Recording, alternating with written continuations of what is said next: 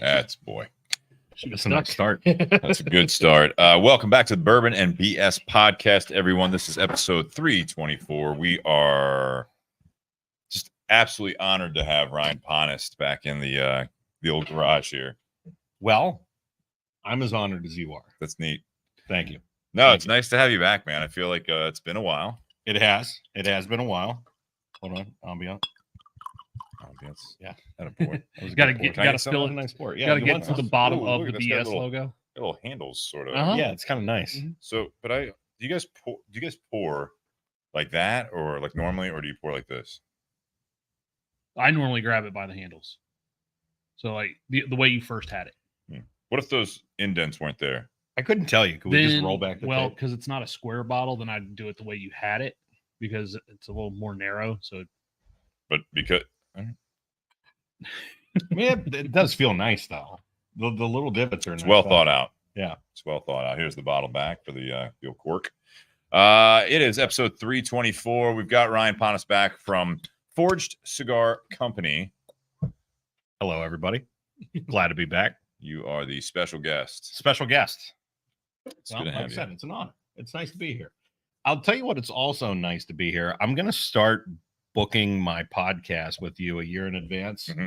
I want this day next year because this might be the best weather I've ever had being in here. It's not overly hot. It's not overly cold. Yeah. Shivering. This is beautiful. Like not this is actually a great propane gas or anything like that. Yeah. It's actually so nice. I don't even know why we're doing this. We should just be smoking a cigar. All right, guys. Have a good night, everyone. Have a good one. It was let's just record on the back patio. Yeah. Down with that. Deep cut. Deep cuts. So yeah, I do want to thank you guys out there before we get too far into this. We're talking about Wathens. Is that the Wathens? Correct. Okay. Yep. And that's the bottle we were kind of having the little debate about the indents on the side of the bottle. How do you pour? Very stupid conversation there. We also have the Gloria Cubana. That's right. Gran Legado. Gran Legado. I want to thank you guys out there. It's patreon.com/bourbonbs podcast for the continuous support we are doing right now every other week. It's getting confusing right now with summer because Ryan was available this week. We did have a show last week. We will be taking 2 weeks off. However, we might have a live something on maybe not this next Monday, but the following Monday. I might be available to just do kind of a hang or something like that, or even just an impromptu show on Monday night. See what goes on. But not going to totally commit to that, but we will see. We don't want to be away too long. But then we also have counterpart of yours, sort of. Sure. Jonathan Herring's going to be on the show here soon. Jonathan Herring. I believe the first week of September, along with a special guest that we've never had on the show before. So we're looking forward to that. And we'll be publicizing that and putting that out there for you guys here in the next couple weeks. But I also want to thank you guys who have contributed on Venmo at Bourbon and BS. So check those out. If you guys want to contribute to the show, everything helps. I want to thank our sponsors, Tinder Box at Easton in Columbus, Ohio. They do have the Gran Legado. That's currently, true. Absolutely. On the shelf as now. well as other Forged Cigar Company cigars, including other La Gloria Cubanas, actually quite a few. Series R, yeah. Series S. We've got the Spanish press as well. So we do have some stuff out there at Tinder Box at Easton. Check that out, as well as what are some of the other brands, Ryan? For Forged that you have at Tinder Box Easton? Yes, that's it. You have Alec Bradley. You do have El Rey Del Mundo. Yes. We have Partagas. Classic. And that might be it for what you guys have, huh? I think that's it. We got, La Gloria. That rounds it out. Bolivar.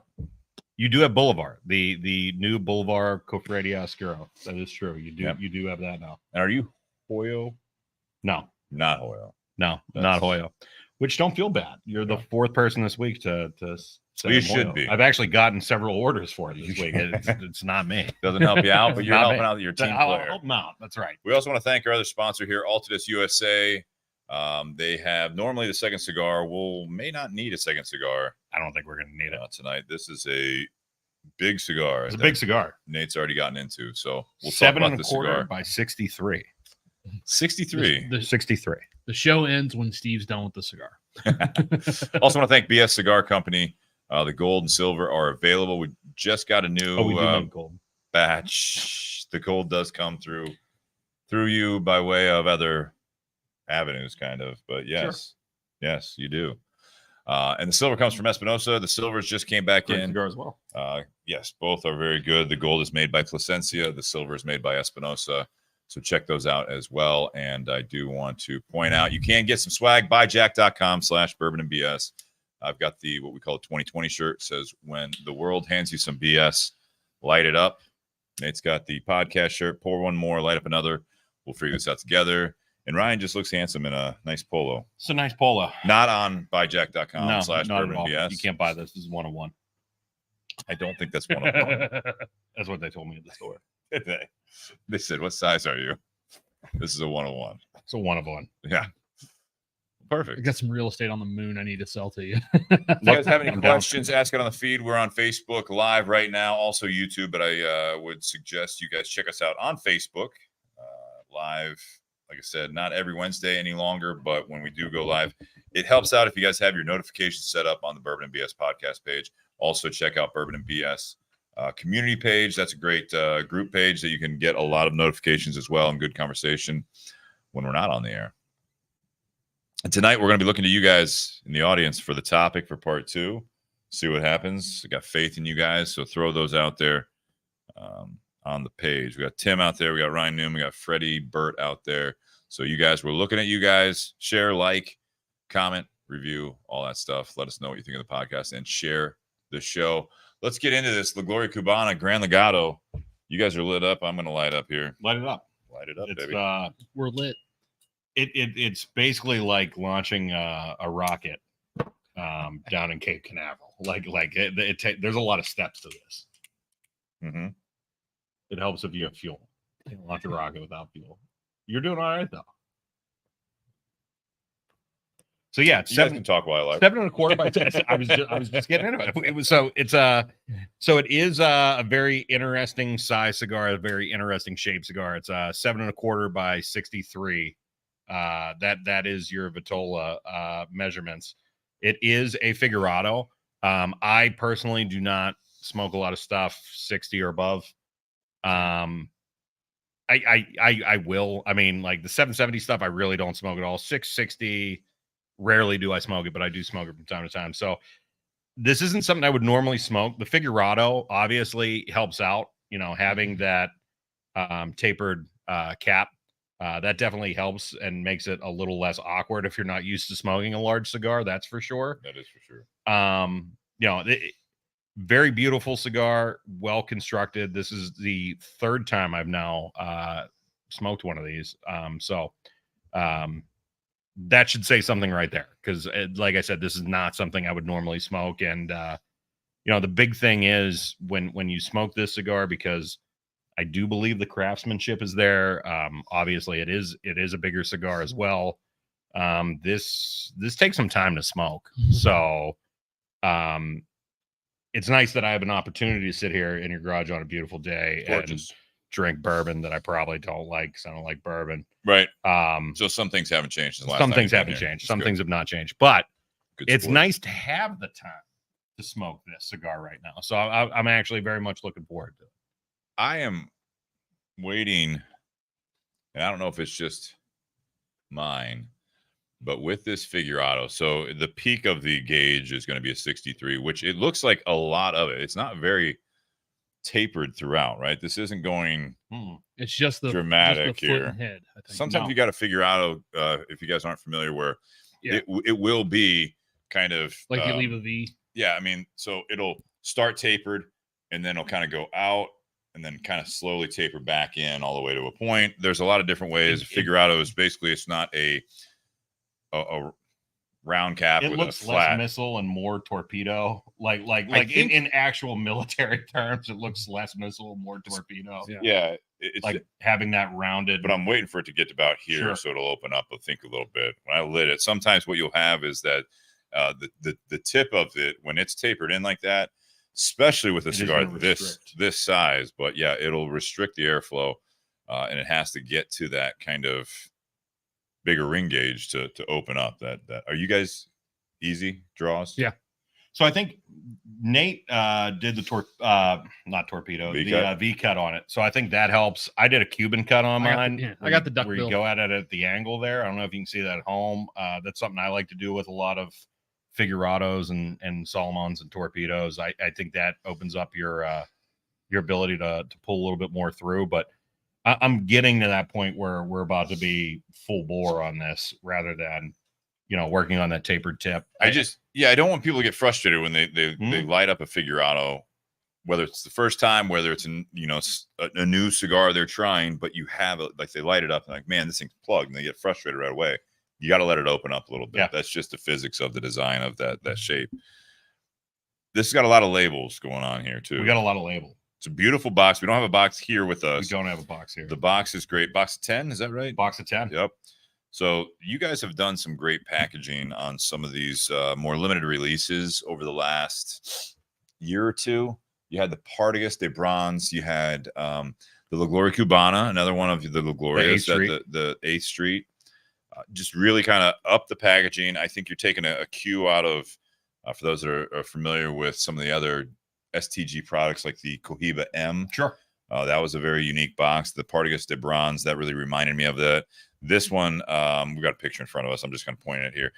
It kind of has a bit of that where it has the insert. It has the individual kind of slots for the cigars. A lot of packaging for 10 cigars, but this is something that is unique. It's also a lot of cigar so you need a lot of packaging. Fair enough. For sure. Fair It's enough. a monstrous box for a monstrous cigar. Ton of weight to this thing. Yes. But if you could, Ryan, kind of go over what we're smoking, why there's someone's, not Signature. great handwriting on mine. What's yours look like? Yours is definitely a little neater. Yeah. Yeah. No, Huh? I get that. What do you got over there? I got Aurelio. You got Aurelio? I can't make out who this is. think mine Aurelio starts with an E. Carrasco. Mine starts with an M. I can't make out the name because they're tight. They're tight on their writing for sure. It's- Yours look like an Elias. Oh, yeah. El Reyes. So what Philippa. we have here? So this is the People listening on the audio are like, yeah. are they having a stroke? No. What's happening? Our Spanish isn't Turn that off bad. the gas in the garage. So what we have here is the La Gloria Cubana Gran Legado. So the brand manager for La Gloria, his name is Corey Beardsley. Corey's a great guy. From what I understand, this is one of the first projects that he has had 100% control over. Okay. So this is kind of like his baby, and I'm very happy to tell him that he did an excellent job, as Steve was saying, with the packaging and the overall cigar itself. So this is basically celebrating, La Gloria Cubana for what it is and the legacy that it's left. And one of the things that they did that was very unique with this cigar was they limited the people that were rolling it, which is what we're seeing here on these labels down below. This large white label that has a name of the roller that was involved in this project. To make Gran Legado, we only used rollers that had at least 15 years of experience at the factory rolling cigars. So you're getting top tier craftsmanship. We're celebrating, like I said, that legacy. And it came out to be a wonderful cigar. Like I said, for something that I probably would not have picked up myself. This has been a nice treat smoking the ones that I have. So you have a beautiful Connecticut broadleaf on the wrapper. You have some Nicaraguan on the binder, and then you have Dominican and Nicaraguan, I believe, again on the filler. A lot of cues on the flavor profile taken off of the La Gloria Serie R, which is probably the most iconic of the La Gloria lines. And you got Gran Legado. That's what happened here. You have on the side of this, it's not even the secondary band. So you've got 3 bands, it looks like. This one, the gold is on top of this white Do you top. want to challenge me? You want to challenge? Is that what Hey, we're doing? no. I think it's one band. I could be wrong. No, it's 2. I think Is it it's 2? I think it's Is 2. it 2? Because if you look at Yeah. if you look at where it's connected, All right. Yeah. So you got the 2 on top here with the Gloria Cubana. Gorgeous. That beautiful QR code. Is it really? God damn it. At least it's hit. It's At least it's That's hit. it. If that was on. that's That's affecting the If rating. that was on the cigar, that would not be great. if that was That's just out in affecting the open. rating. If you put it maybe on the UPC code, that would be annoying. Better on the skew. Anyways. Yeah. No, if that was just sitting out there when I opened up this, I would have been pissed. I would. But it's not. It's not. That's You didn't. very tricky. A little bit of points there. Come on. Yes. It does have on the side of this where the signature is, So down here, if you guys are watching on the video, on the side of that, it says 15. And it says each Gran Legado cigar is expertly crafted at El Credito by the rollers and bunchers with at least 15 years experience at La Gloria Cubana. So you got a little bit of information on the cigar itself. On the box, you do have that QR code and that middle block of information there. But it's a good looking cigar. You said it's broadleaf over Nicaraguan and Dominican, right? Yeah, That's correct. That's coming out of the El Credito factory In Dominican, yes. Which is that still like a section of the factory? Do we know this? The El Credito Is the factory a factory itself, or is it a branch of the factory? I think it's a branch within the factory. This is something that when the Gloria Cubana, which was started by Ernesto Perez Carrillo, correct, in Miami. Sold it. Yeah, and that was his father's. We've done that story before on the show. But this is STG, now Forged Cigars. It's under your portfolio. Still STG, but yes, sold under the Forged flag. Yes, and so the El Credito factory. My understanding is that it is part of a bigger factory. But that's where all the Glorias are. I believe you are rolled, yes. And so that's. I mean, it is. It's beautiful packaging. It's a heavy cigar, man. It is. That's a fucking heavy cigar. Like, well, before we went live and you were inside, I was joking with Ryan because when I was holding it, I was like, "This is that one where you get people coming in for Halloween costume cigars." And it's that old time, that'd be a shame. Like for this to be used, but just the way, like just the way it looks, the size, like the way it sits in your mouth, it's like, that's. Just taking this off for the audio listeners. Just taking the band off. Jesus. Thanks for clarifying. Go ahead. I will say this. I don't appreciate that your fan is just blowing the smoke directly into my face. But that's okay. We're gonna make do with it. But if at any point, if any, you didn't turn the other one on. If any of the listeners get upset at maybe like a slight dryness to my voice or like a small cackle, it's because the smoke's definitely very peppery. It is better. Thank you. You're a gentleman and a scholar and a hell of a host. Sometimes. Now that that's taken care of, thank you. I do appreciate it. Take a draw. I want to see you guys smoke here. Like, what are we talking about? Like output of off the cap or off the foot? Nate's definitely going to be. Look at that. Oh yeah, his billowing. I just have a little bit of a firmer draw, and I don't know if it's like cut. I think you're still kind of getting there on the.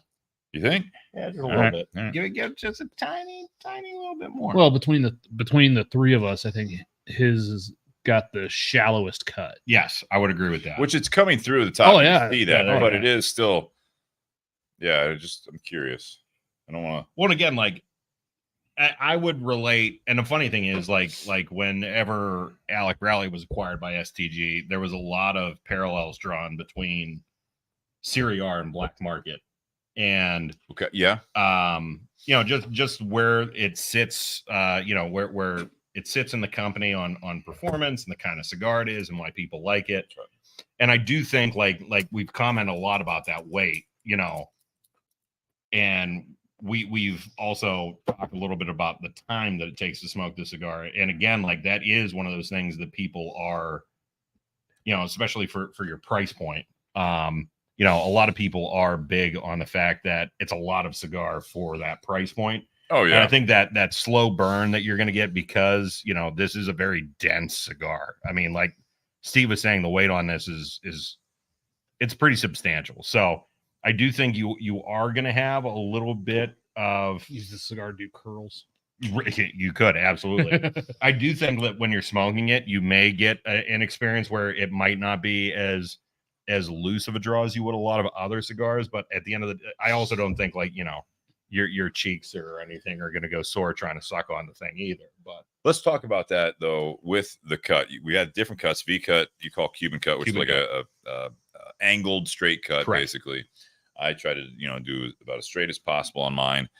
I cut down a little bit further. You could see the filler when I took my first even like cold draw, which is when you aren't lit and you're trying to see if there's a draw there, or as I was lighting it, I was doing the technique of instead of toasting the foot, there's no right way Correct. to cut or light It's a all cigar. preference. There are some wrong ways, but not as much as I think some YouTube videos and some people in the business, or even just the random person sitting next to you trying to tell you how to do that. Right. You know what I mean? But I cut further down now.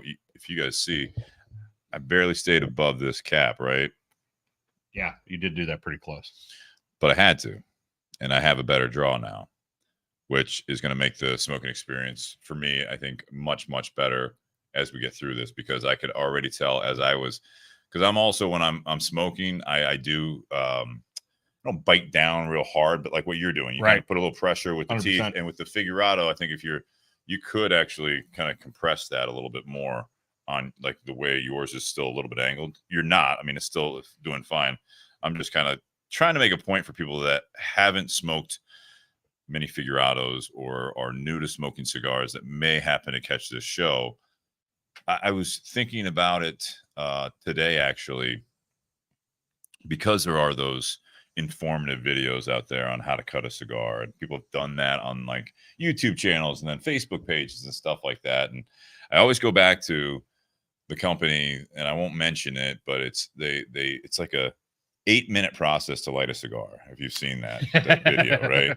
Where they like kind of start lighting it, and then they move it around. Don't smoke on it yet. You're just like warming it up, not even toasting the foot yet. Now you're toasting it. I mean, cigar foreplay. Man, that is a lonely existence. Cigar foreplay. So yeah, I was just kind of trying to point that out for you guys, that I agree with you. And right I think it all depends on, we always say it's a lot of preference. I think it depends on a lot of times what you're doing, and it's funny that Steve brought up like me having a cigar in my mouth like that. Like, I do the same because thing. I do smoke a lot of cigars, and I'm sure Steve and Nate do as well. I think like when you're used to multitasking a lot with cigars, you know what I mean? You get more in that. And to be honest, it's why I don't smoke a lot of the bigger ring gauge cigars, because I don't feel like if you're chomping on them, they really hold. Yeah. Because you have to like with the weight of this cigar, you have to put a little bit of pressure on it if you're going to keep it between your teeth. And when you're smoking on this cigar for 2 hours, you're gonna probably cause some damage to that cap area or get some unraveling or something like that. So for me, I do that a lot, particularly because I smoke a lot of Robustos and Coronas and things like that. So More like comfortable. Yeah, absolutely. And you're not, the cigar's not getting damaged by its own weight, between your teeth. But yeah, I mean, when you do have a Figurado or a Perfecto, Solomon, whichever Vitola you pick up, if you have that tapered foot, definitely one of those things you want to take a little bit of extra time in lighting. I think, with the majority of cigars, we pick them up, we do a little swirl with the light, and we're good to go. If you take a little bit of extra time with a tapered foot, you're going to get a way better product, I think, or experience smoking the product rather, than if you were to just pick it up and kind of just give it a lick and a prayer and keep going. You're all right there. Your pinky's getting tired holding it. No, I'm just listening. What's impressive about this cigar, and we haven't even talked about the flavor yet, but with the weight, the amount of tobacco, this in a travel humidor, or how do you keep your road stock, or is it just summertime? So because I had an event this week, I actually have a whole cooler that I put this in. I don't know that this is something that I would regularly put in like a travel humidor or something like that. It's the way this is feeling. I'm not giving it much pressure, but because the draw is there, it's a thick smoke. But I feel like this should be soft, like when I give it a little pressure, but it's not. No, you know what I mean? Like it's a very oily Connecticut broadleaf wrapper for sure. A little toothiness to the wrapper. Mm-hmm. There's toothiness, there's sheen. I mean, you'll see like the little sparkles from the oil sometimes. Yeah, it almost looks like it's like, oh, this is like, you pick it up, this is over humidified, and it's not. That's why I'm asking how you're keeping this, because it is very, very interesting. how I'm smoking this. Yeah, these came in. We did get a limited amount of these on our road stock. These were kept in my walk-up humidor at home, and then, like I said, being on the road this week, and going to an event gave me a little bit more leeway that I could travel with basically the bundle of these things. I mean, getting the bundle of these is kind of interesting because it's a hefty bundle. It's a very hefty bundle. Yeah, before we get into the notes here, this is, like you said, a 7.25 inch by 63 ring gauge at its peak, and 10 cigars per box. The MSRP on this is $14.99, and again, 15 years experience on anyone touching this cigar in the rolling process. What do you guys think of this? I'm glad to be able to smoke it. Well, because Good. no, because it's one of those that when it came in Tinder Box, it was off limits to staff. Like I was told I wasn't even allowed to buy it. I'm like, God damn it! So I'm glad we're doing it. I am too. But what do you think of the actual cigar? No, I love the fact that there's a ton of smoke coming off of it, which I usually get that from a lot of Connecticut broadleaf cigars.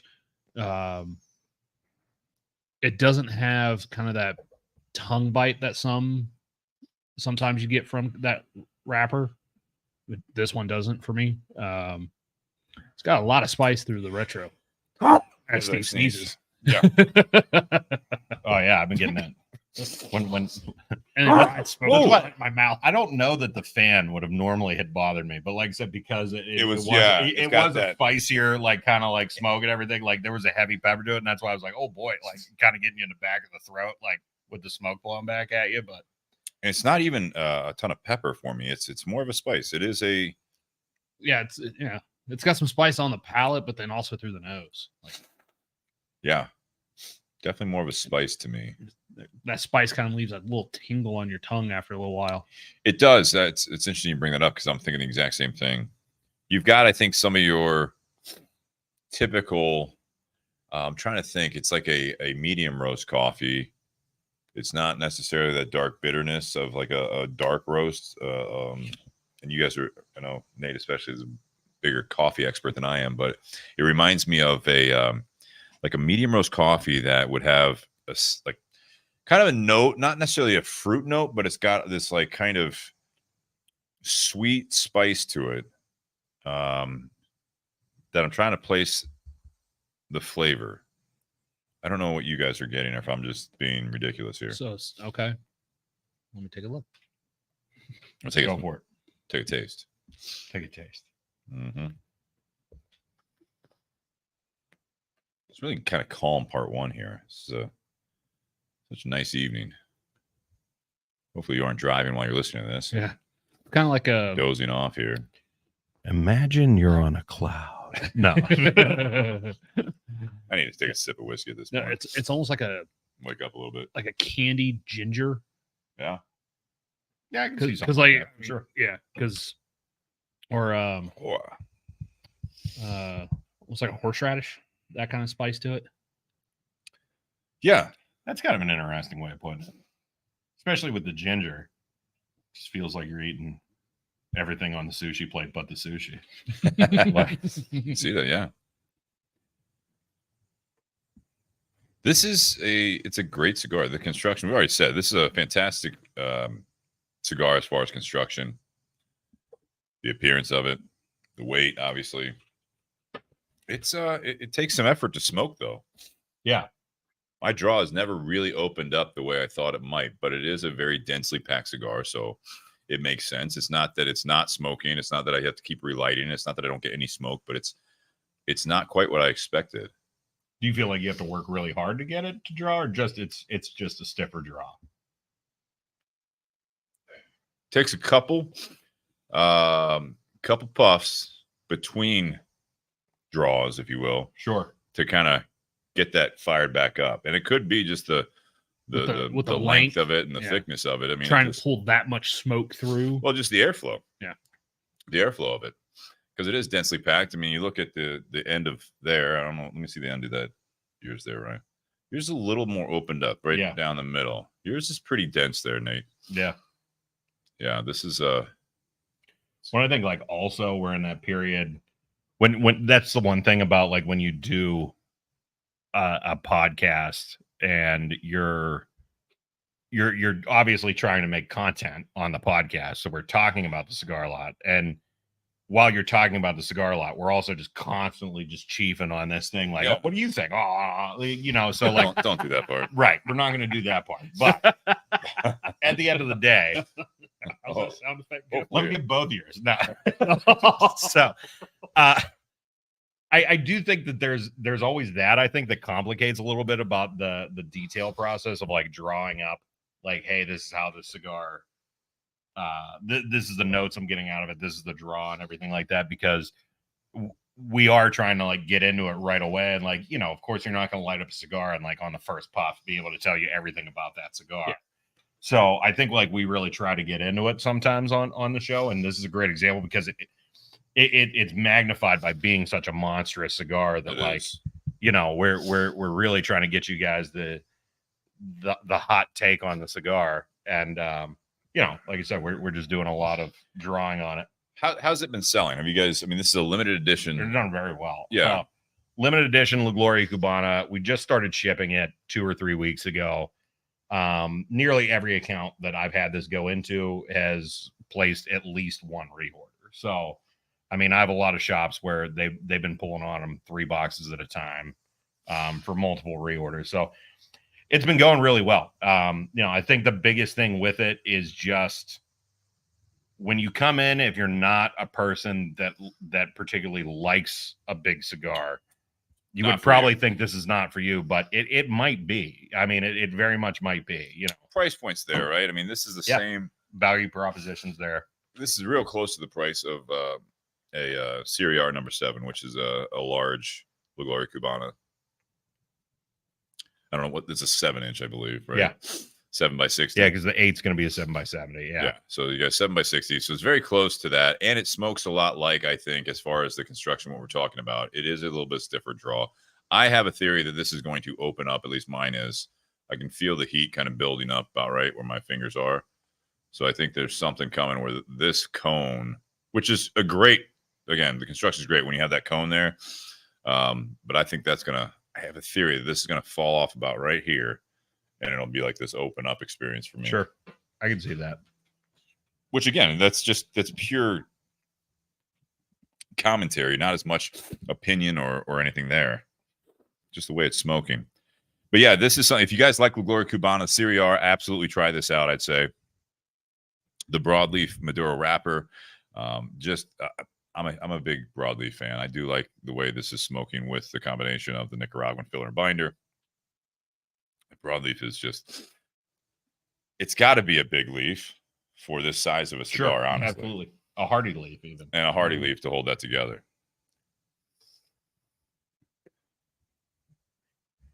This is one I'm kind of hearing us talking. This is a very calm part 1. And for those people out there that are listening for the first time or possibly listened to us before, this is one of the more interesting cigars that I've smoked just based on the Vitola, based on the construction, based on the flavor.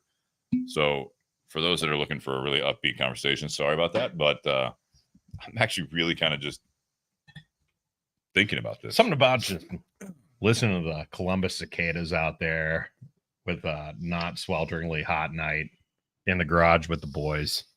It's just very relaxing. Sun's starting to go down. Sun's starting to go down over the trees and the neighbors. Yeah, there's something to be said about that.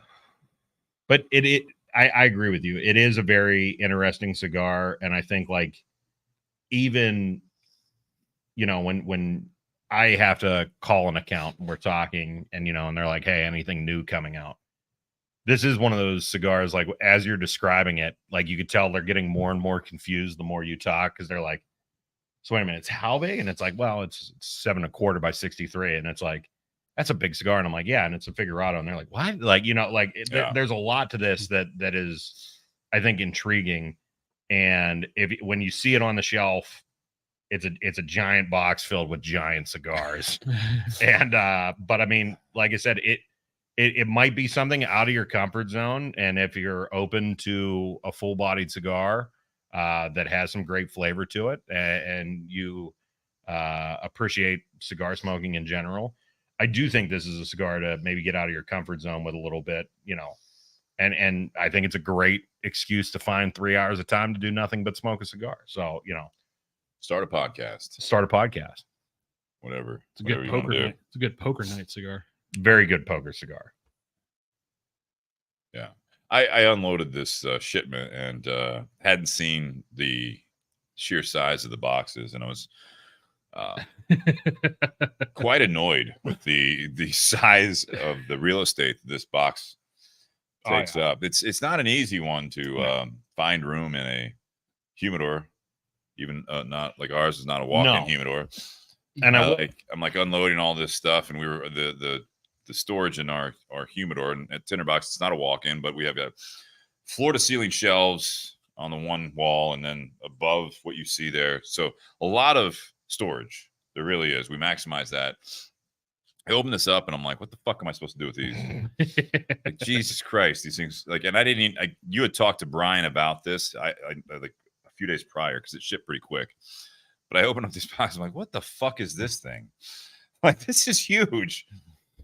Well, and that's the funny thing about That's not a negative. No, I get it. I was just like, well, what I will is, like, there's Jesus Christ. one small negative, and it's funny because I'd seen this cigar in the wild 4 or 5 times. Nobody said anything to me, and I do a golf outing with one of my retailers for the Ronald McDonald House Foundation, and Nice. we're out there, and I was like, what happened to this box to get beat up in transport?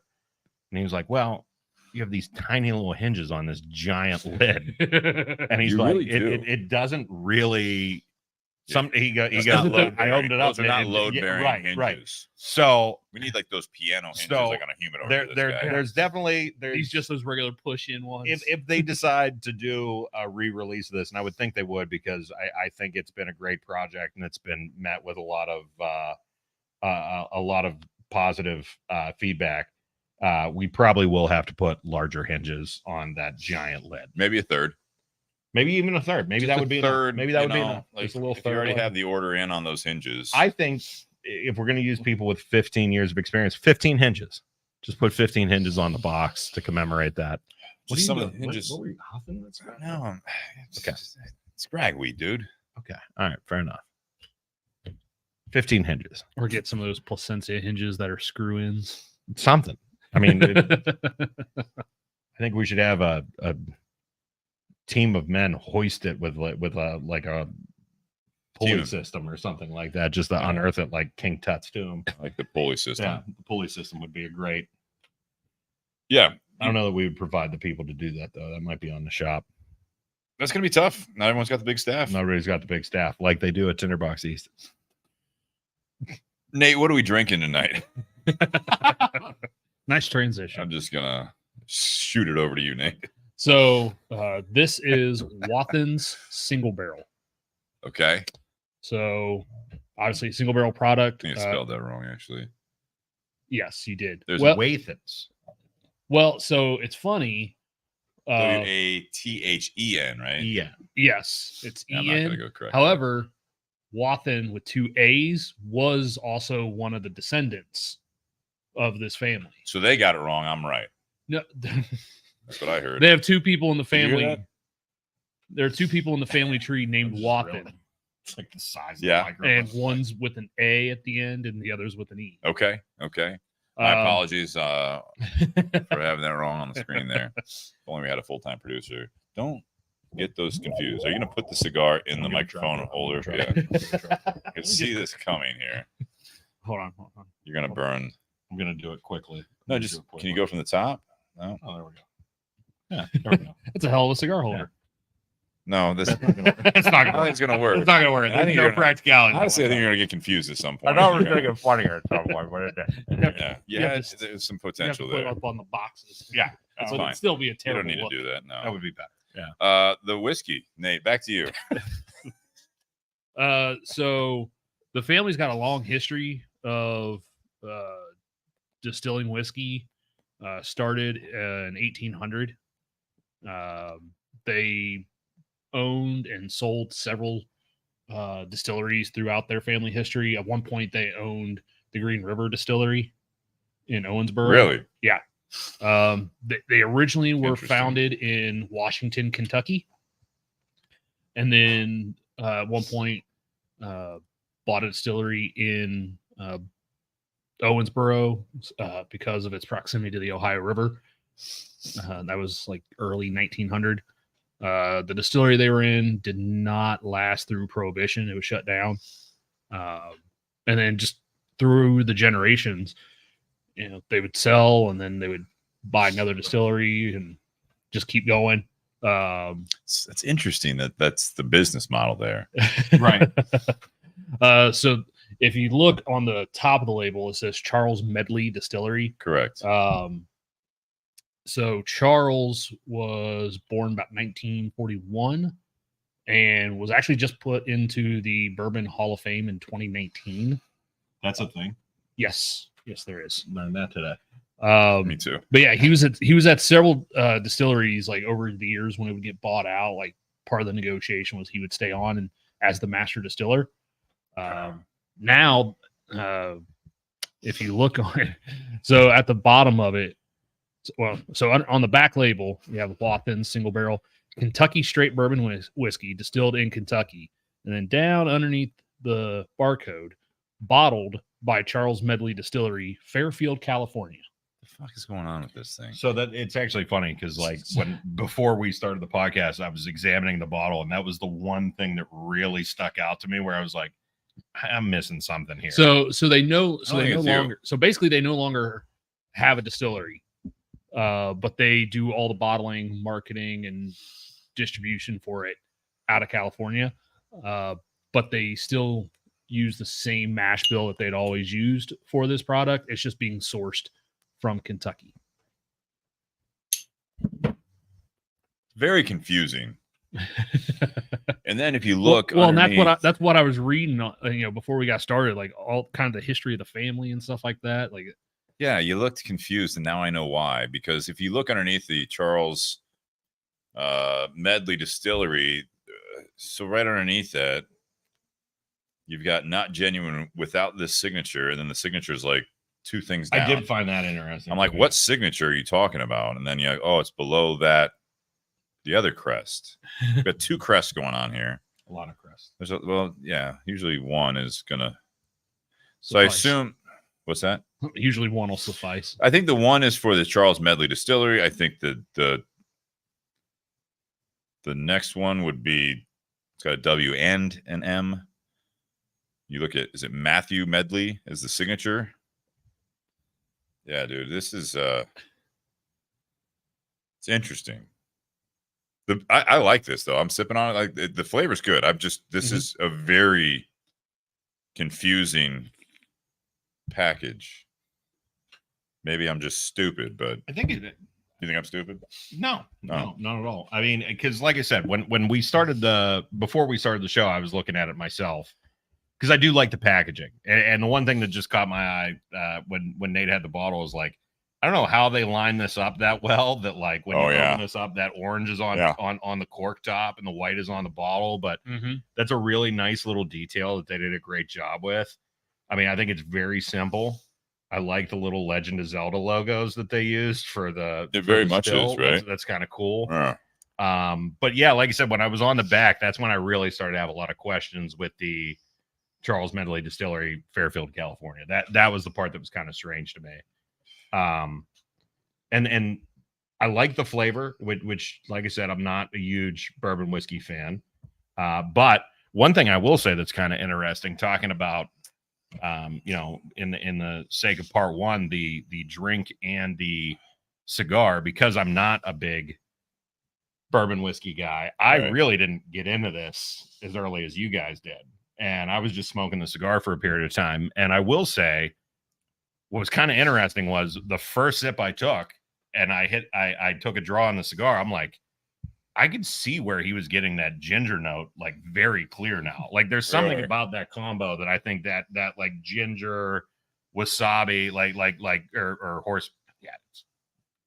horseradish. That's what most There was something where that became very, very prevalent. Like I kind of saw what you were saying before, and then when I took the first sip, I was like, oh man, like now this makes a lot of sense. That's all I had, Steve. Yeah, No, that's good actually. That's more than you normally have with the right with the whiskey. actually comments, really putting it on the Ritz today. Melanie Ponist. Do you know Melanie? There it is. I'm trying to pair my Brothers Bond bourbon with a cigar. I think Brothers Bond is made famous by like a vampire TV show or something. That's right. And my mom is all about it. Yeah. Yeah. I don't even I've think she seen that. drank it. She just loves it because it's from this vampire TV Likes show. the vampires. But hey, it wouldn't be a Bourbon BS podcast with me on if my mom didn't get on. I like that. It's you know, I see Dorothy Crane pop on here in a little bit. Maybe Victoria. to be honest, we should Maybe. have maybe Have the Mother's moms Day. on. little Mother's episode. My mom would be like, absolutely not. I know. Absolutely not. Absolutely not. It's not gonna happen. She wouldn't even do a remote. No, she's like, what do you want me to talk about? I think they are going well together. What do you guys think? You mentioned some of your thoughts on that, Ryan, the Wathens. Nate, how about yourself? I'm enjoying the pour. I'm not a huge fan of the packaging. I like the I don't know what this is going for, but I think I don't know if I'm just they picked several different fonts. They're all very generic, which I know that has nothing to do necessarily with the bourbon, but in this market, in talking about the packaging of this Gloria Cubana, like everything seemed to be very thought out on the packaging of the cigar we're smoking. And when I look at this bottle, it's clean, but it doesn't, it wouldn't catch my eye. I'd look at it not knowing the story behind it and just be like, yeah, it's not pulling me in. So the old label actually used to confuse people even more. That's confusing in itself. So the old label, like in the crest in the middle of the bottle, it had an 8 in it. So a lot of people thought, oh, it's an age statement. It's aged 8 years. No, that signified 8 generations of distilling in the family. It's like you try so hard and then you just overdo it. Yeah, The back label's better. but Yeah, like the back label, there's no information except where it's coming the way from, it all where goes it's- together. Yeah, except where it's coming from, where it's bottled. That's it. That's all that's on there. So I'm a big guy, and you guys are probably tuning out at this point, which is fine. But I'm a big guy on the consistency of the branding on a product. I think that fonts should be selected carefully. I think that there should be consistency through the package. I had a problem with, I think when Kunal was on with them, we talked about the Aganorsa leaf. I love their new packaging. Their bands are beautiful. And then like they chose a different font for the Maduro on the validation series, the Maduro, the Connecticut, the Habano, the Corojo. And I'm just like, why did we pick this font here? Like, why didn't you pick one of the other like 2 or 3 that you already picked? And that's what I'm looking at this. I'm sorry if this is. Since Ryan's on, you also made quite the fuss with the La Gloria Series. the Series. I did. The Mexican San Yeah, Andreas. Series. Yeah. Oh yeah. Yeah, Like, because so boring. Yeah, there's just Font. like you got your logo that's beautiful. You got the font in the logo, the Gloria Cubana. Then you've got the Series S San Andreas and in, like like, Comic Sans or something or like that. Times New Like, Roman I- or I- something. I That's where I'm getting at I get here. it. That's I a good get call what there, you're Nate. Because I'm looking at this, and we'll get off this topic here real quick. But I'm looking down the The label. bourbon is the topic. This, I know, we're going to talk about what it actually tastes like here. But the top part, you were absolutely right, Ryan. That is that's pretty very impressive. clean. Yeah, oh, yeah. Very clean. Yeah. That's super the impressive. top. I love that. Top. That's great. Well, and then you come down, you got Charles Medley Distillery and Not Genuine without this signature in one font, which up here hadn't really been used. Then you get down to the signature. Then Wathen's is different font, or a transition from that other font. Single barrel, I think, kind of goes back to it, but the space you see that not the same. Yeah. And then they pick the generic cursive, personally selected, which I think is from like WordPerfect back in the day. And then you've got I think when they were making it, Microsoft Clippy came up and was like, I think you need another font for this. They were like, all right, sure. May I suggest? Yeah, may I suggest another font? Clippy. Yeah, Clippy just popped up on the screen. It was like, I think what you're trying to do is make it single. You should use this old All font. right. I'm just saying, yeah, just pick 1, 2, fine. That's all well and good, but you can't. To me, that looks. Yes, someone did this, and they're like, "What do you think of this?" And then they actually clicked off of something. You know what I mean? And then it kind of went back to the previous font on just part of it. And they're like, "Yeah, let's go with it." And they just printed off a shit ton of these labels, and they're like, "Why is that? Did you change that?" No, I forgot. I didn't save the last one. I mean, for as weird as it is, for because it's not like an overly complicated design. I have nothing against that. I like the simple stuff, but it almost feels like 3 different people designed a different part of this front label. Like you get a font and you get a right. font. Like somebody was like, well, I'll do this, I'll do the background and I'll do the crest at the top. And then somebody's like, well, I'll do the logo, and then somebody was like, well, I'll add all the details at the bottom. Like, because there's a big transition between more modern and sort of more old school fonts. I get what Steve is saying a lot with that for sure. The old label's better. Oh yeah, that's beautiful. Yeah. That's beautiful. Yeah. It is weird though that they never did correct that signature thing. Because I do agree with you, because one of my first impressions was that not genuine without this signature. You're like, you didn't get a genuine bottle. And it's like kind an of inch implies and a half it's right. away. Yeah, this would imply it's right there. It should say that signature down below. Yeah. Like, wait for it. yeah, you're gonna love it. You're gonna love it when you see the signature. Yeah. Well, and then that WM in the crest stands for Wathen Medley, Which I did figure that out, because I figured the top must be Medley, and then they must have made this other logo for the Charles Medley Distillery in Wathen.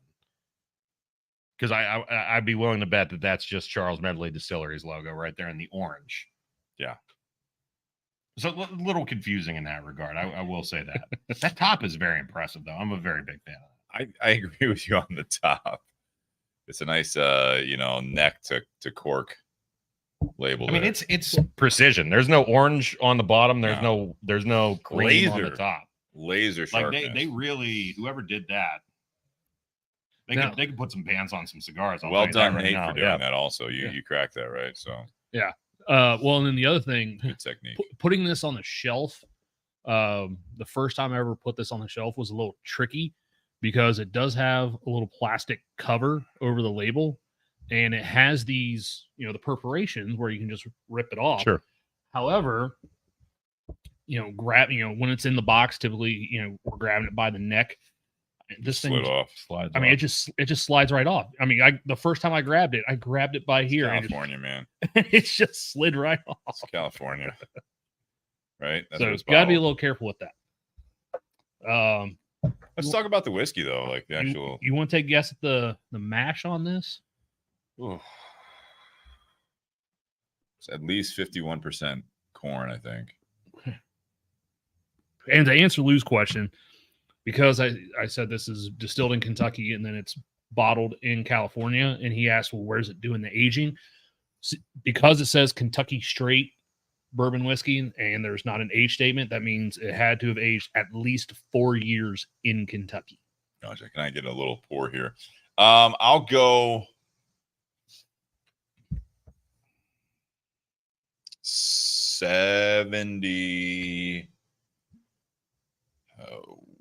74% corn. 77.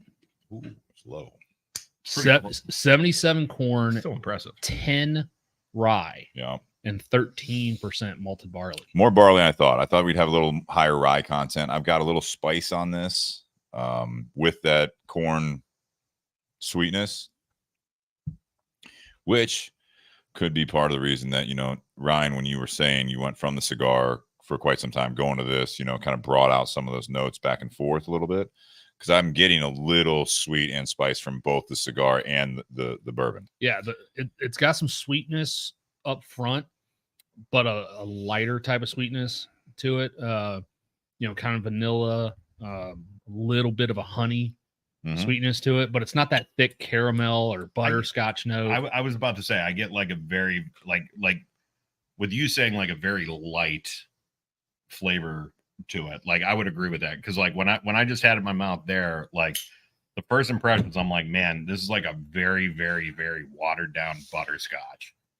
And there is like a little bit of like a vanilla that I feel like I pick up out of it, and it's actually very smooth. And like the second you swallow, that's when you're really getting a little bit of that lingering heat. I think there's on the back just a little spice on the back. Just a little bit. It's nothing overpowering, but it does let you know it's there for sure. Yeah. And this is what, 94? 94 proof. Yeah, higher barley than I thought it would be in that mash bill. But see, what's interesting though is because now, so last year and years before, when this would drop in Ohio, it came out once a year, and that was it. Just because of production, or that's what Ohio was bringing in? How much the state had, Okay. It would come out once a year, but it wouldn't necessarily fly off the shelves. So last year when we got it, that's actually when I bought this bottle. I've gone through one and I have another one sitting at home. I bought one for me. You're a fan. I bought one for me, and then I held on to this one for the podcast. Oh, thank you. But this was one of those where I hadn't seen it before when it came in last year. And, because I'm not there at open on Saturdays at Carfagna's, I figured by the time I got there 2 hours later that this was going to be gone, and still had 3 bottles on the shelf in a 6-pack. So only 3 people had bought it. So I was like, well, I'm going to snatch one up. But part of the reason people weren't going nuts for it, there's no secondary market. Like, if you guys were listening last week, do you know what this is on the shelves in Ohio, Steve? I don't, and I want Ryan to guess, and then I'll guess. My initial instinct was $34, but I'm going to inverse that. I'm going to say it's $43. I'm going to go 65. $52.99. Oh, we just really circled around that, didn't we? We really did. But if you look at warning shot, we got them surrounded. Got them surrounded. But if you look at it online, like $60 to $70. So there's not free shipping. There's not really a secondary for this. But what's interesting, and it's something that I sad that we still have to talk about that. Why that doesn't sell is because you can't make money off of it. Yeah. But what is interesting, and this is kind of what I talk about it when I'm at work. So you've got a high corn, low rye count. That's only 10% rye.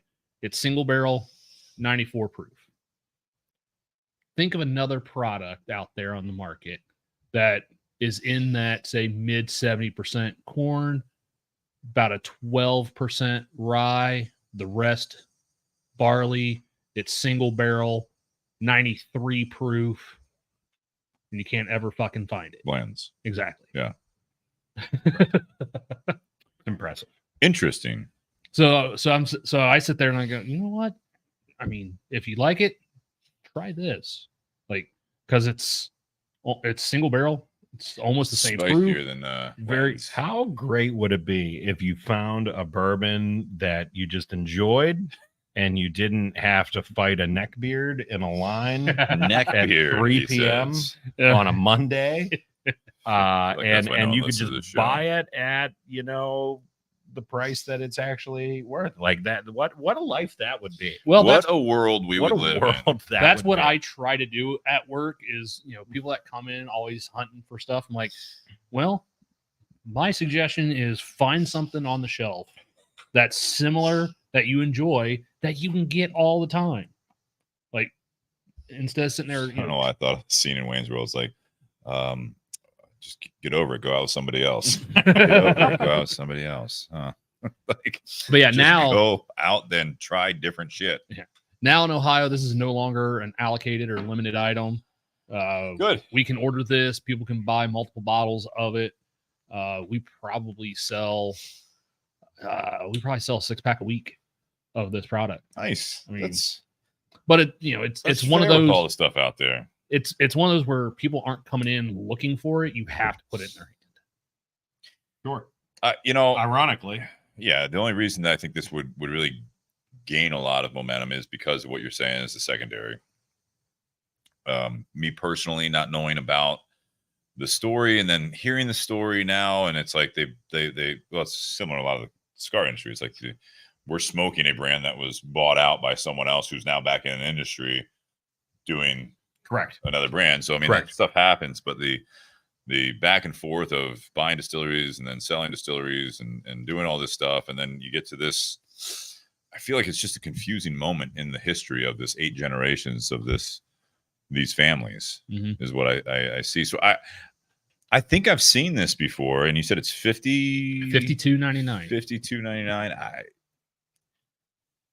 I knew nothing about this product, and I do learn a lot doing this show about bourbons and cigars, and but I think I've seen this before, but it's not anything that, and because to your point, Nate, there's no secondary, there's no hype behind it, and I haven't heard anyone really talk good or bad about it, talk about it at all. I mean, there's no draw to this bottle for me on the shelf. Now that I've had it, if I see it, yeah, it's a nice pour. Yeah, it's worth having on the shelf. Yeah, it's very fix the label. I mean, but it's good. It's very easy to drink. It's very sippable. Now, this is kind of interesting to me, just because I know a little bit about liquor sales and liquor representation, but I don't know a ton. I mean, this almost is like one of those quandaries to me, like you would see with like a boutique cigar. It could be a great cigar, but you're not seeing this in the mainstream anywhere. People aren't necessarily talking about it online. But if somebody just put it in your hand, like, you know what I mean? Like if they had a rep that was like, hey man, I got this Wathen single barrel. Like, do you want to try a little thing of that? Like, it would probably do wonders for that, for sure. Yeah. It's just a matter of they just don't have that reach. Are there other Wathens out there? So other products from this? When you had that picture up, I scrolled over and it looked like there was a tier down almost. Yeah. So there is a 12-year-old that's out there. Okay. I don't think this is the only one that's available in Ohio. Okay. Is this one. Yeah, they had that old label. There's the 12-year-old, which came out in 2013. And then they used to have one that was called Medley Brothers. And it was great band. It was because great band. That one was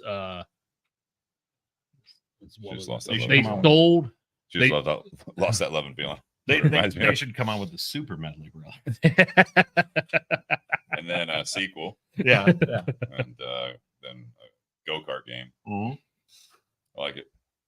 But no, like at one point in the history, it almost reminds me a little bit of the recent Jim Beam history, where you had the brothers all sell, and then 2 of the brothers started something else after that.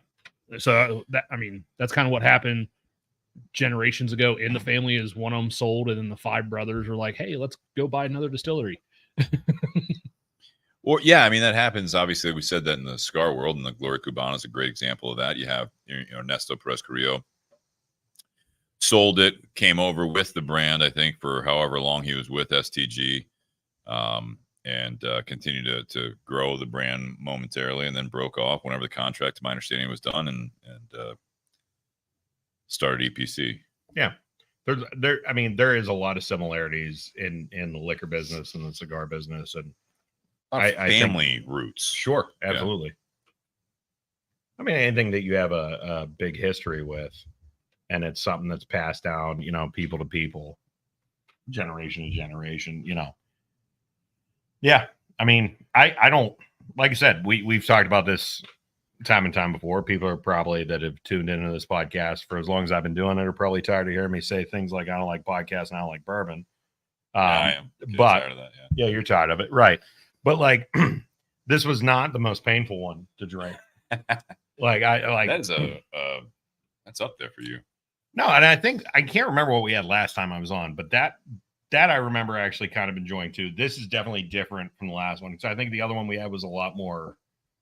The last one we had, I just remember being like a lot richer. I'm gonna look it up. I'm curious. It's kind of spice. And but I do appreciate that mellow, muted butterscotch, that light vanilla. The only thing that doesn't make me crazy on this is that heat on the back end. Yeah. But like I said, it's not too much that I want to put it down. Is this something that me as a very amateur recreational bourbon drinker would drink multiple of? No. Yeah. Like I would have this one glass and be like, that was nice. And probably be done with it. Tonight I'll have to because we're here. Well, And I could probably pour another 7 by the time we're done with this cigar. So, Last time you were on, we had the Whistle Pig piggyback bourbon. Yeah, I don't think that was that bad if I remember. No, I think it was the bourbon. Yeah, it was Yeah, bourbon, no, not the rye. Yeah. Whistle Pig being known for their ryes and obviously higher price points. The piggybacks are their lower offerings as far as price point, and 6 years, if I'm not mistaken, for both the rye and the bourbon. Yeah, and they're both at that $45, $50 price point. Yeah.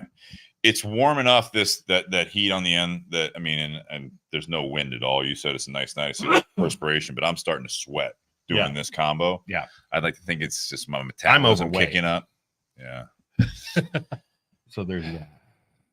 I'm working on trying to lean out again myself, man. Yeah? Yeah. Good for you. Yeah, I Good got for a wedding coming up through Focus. the suit pants on, and Just do some focusing. yeah, either gonna have to get them let out a little bit because it's in 2 weeks, or I'm just gonna starve myself. Either way, I think it's cheaper to starve yourself, right? Much cheaper. Good. Or for dinner, either eat dinner or drink. Don't do both. Solid advice on the Bourbon and BS podcast tonight on how to get thinner. Lord. Do the old Peyton Manning, just maybe buy some bigger shirts. Yeah. That kind of thing, yeah. The shirt and the jacket are fine. Kristen chimes in. Stop it. This podcast is brought to you by Ozempic. Oh,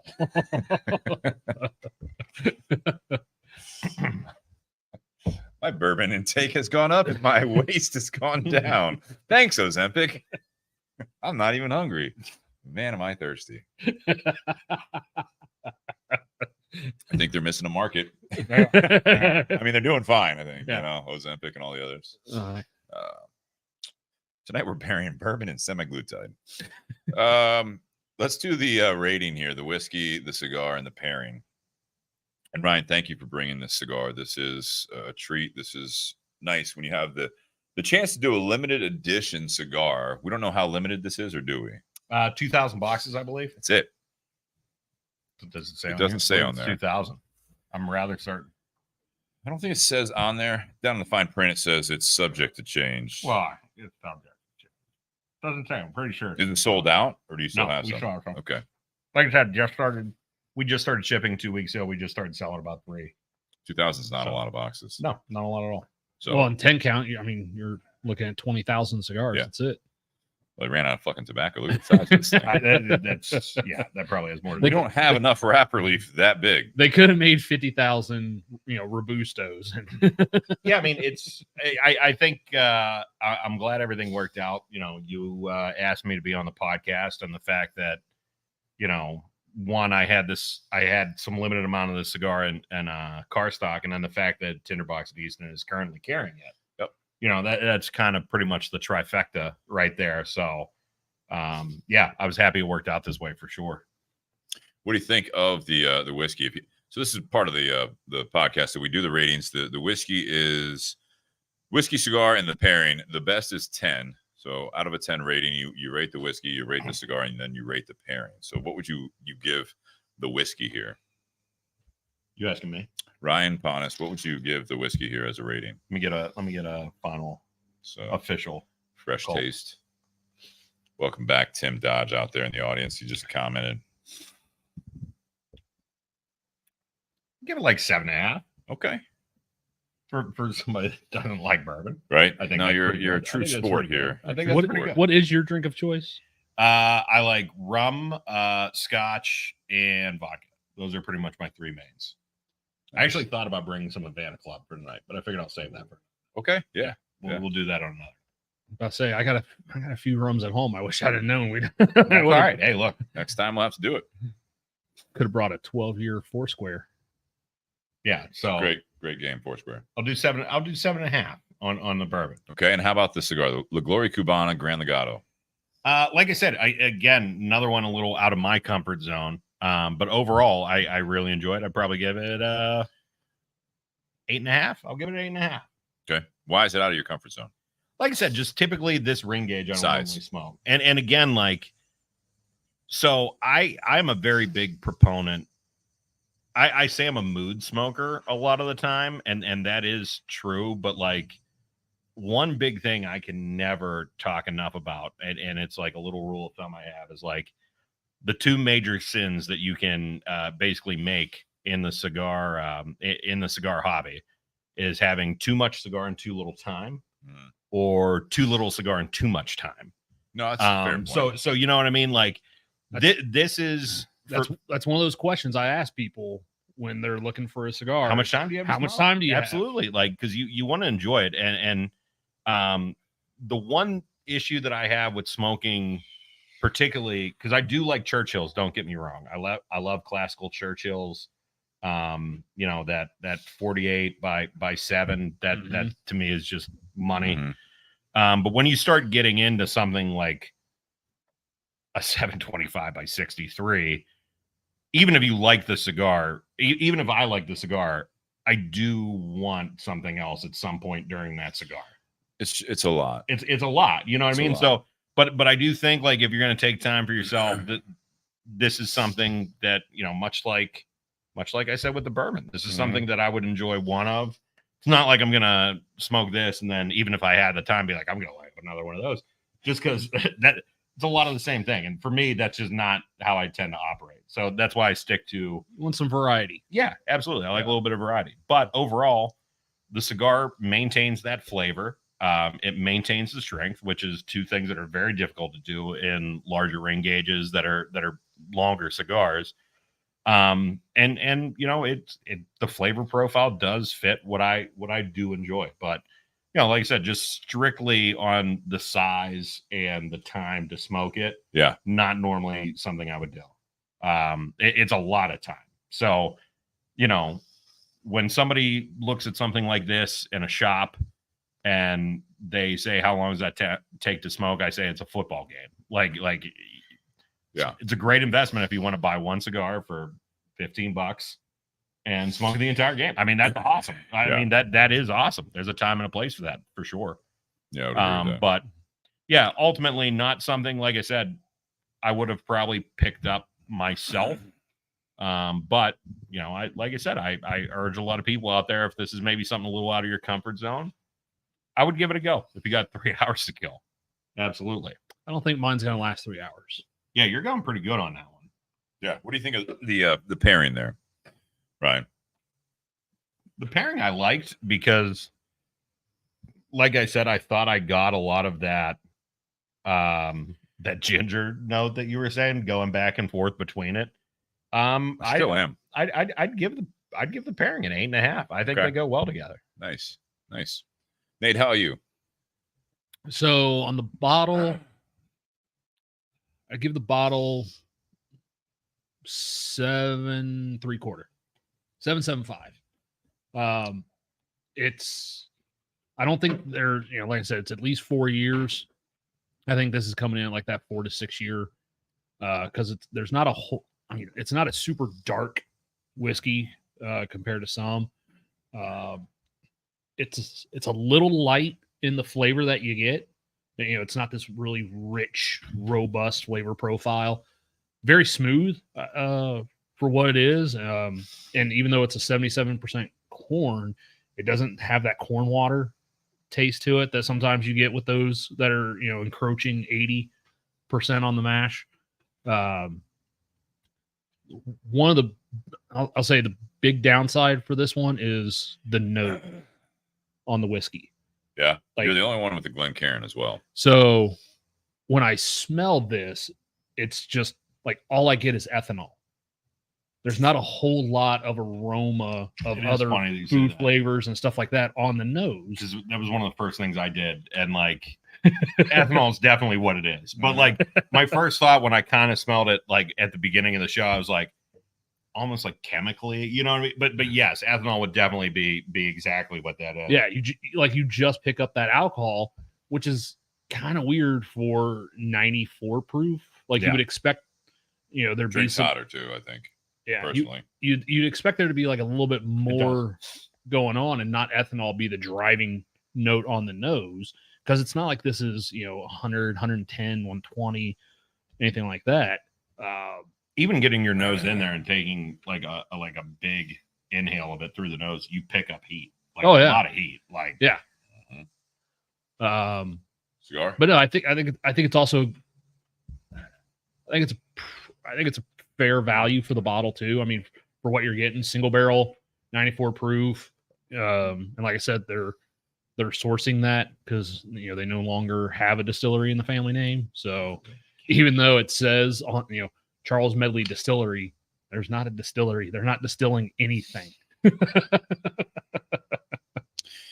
Not anymore. Not anymore. Not anymore. How about the cigar? Cigar, I'm going to do 8 on the cigar. I really like the flavor of it. Construction's been flawless. I haven't had any runs or anything like that. Love the amount of smoke that you get off of this. I think the ring gauge kind of takes away a little bit from that broadleaf wrapper. Sure, I can see that. But it says in your tech sheet they use higher priming, Dominican leaves in that filler, so you get a little bit more of that richness and robust flavor from that. Otherwise, I think it would kind of get lost with something this ring gauge. Because like you, Ryan, I typically don't smoke 60s or higher. I try and keep it 56 and under. But it has good flavor. It doesn't necessarily hit like the strength of the cigar itself doesn't necessarily hit like a full bodied cigar. No, very smooth. When I initially lit it up, it almost tastes a little bit more medium in terms of the strength. As you get into it and get to the meat of the cigar, it's a little bit heavier. Yep. But it's not a powerhouse of a cigar. A lot of flavor to it, but just like the nicotine and the strength isn't way up there. And kind of like we were talking about, like with the construction of the cigar, like one thing that has been a common denominator, like being around people that have smoked it, this is the third one I've smoked myself. To have a cigar that's this size and none of us have had to relight it at all. Like I did do some touch ups on mine a little bit once or twice, but like, even sitting here at times talking at length and, not having to relight it, like, oh yeah, it burns very, very well. Yeah.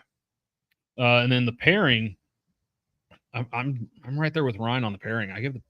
I'm actually surprised how well these go together. I'm going to give the pairing an 8.5 as well. Because like the cigar brings out, like what I said, this drink's light, doesn't have a really heavy sweetness to it. But when you go to cigar to the whiskey, it kind of amplifies that sweetness up front. And then sometimes, in some pairings go the other way, whiskey to cigar, like the cigar, you'll just all of a sudden get a lot of heat. It just reignites those flavor receptors on your tongue and it just tastes hot when you go to the cigar. But this, going to whiskey to the cigar, like some of those flavors that are in that cigar that are a little softer, like it lifts those up. It makes those taste rich. So going either direction actually amplifies whichever's going second. So I'm very surprised by that too. Yeah, the handoff is nice. Yeah, I can't think of many pairings we've done where the two together, like whichever way you do it, it amplifies whichever's second. I can't think of too many pairings that we've done. The pairing being better than each of the individuals themselves. You know what I mean? We did have that a few months ago when we did the Buffalo Trace cigar and the Buffalo Trace bourbon. Like I could see that. By themselves, they were both good, but together they were better. Yeah. I forget, if there was a particular order that we liked more with that. But I think, and Steve will do his ratings, but I think the way Steve was talking about it earlier, like this cigar gets better after you take a sip of the whiskey and then go to the cigar. Yeah, I'm right there along with you guys on this. To a point, individually they are okay to good. The whiskey on its own, and I didn't take a sip until I was smoking a cigar, so I don't have this on a fresh palate. But it's good. I'd give this, and I know I rambled on about the packaging and everything else here, but for the price point, just around, call it $50, it's good. I'm not running back to the store to make sure they have one more bottle for me to grab. I'd give it I'm in the sevens as well. I think you were 7.5, 7 and 7.5, right? I'm right there. It's 7.25. I'll just stay in the sevens with you guys on the bottle. It's good. And Nate, thank you very much for bringing this, saving the bottle for the podcast. I think you're right now.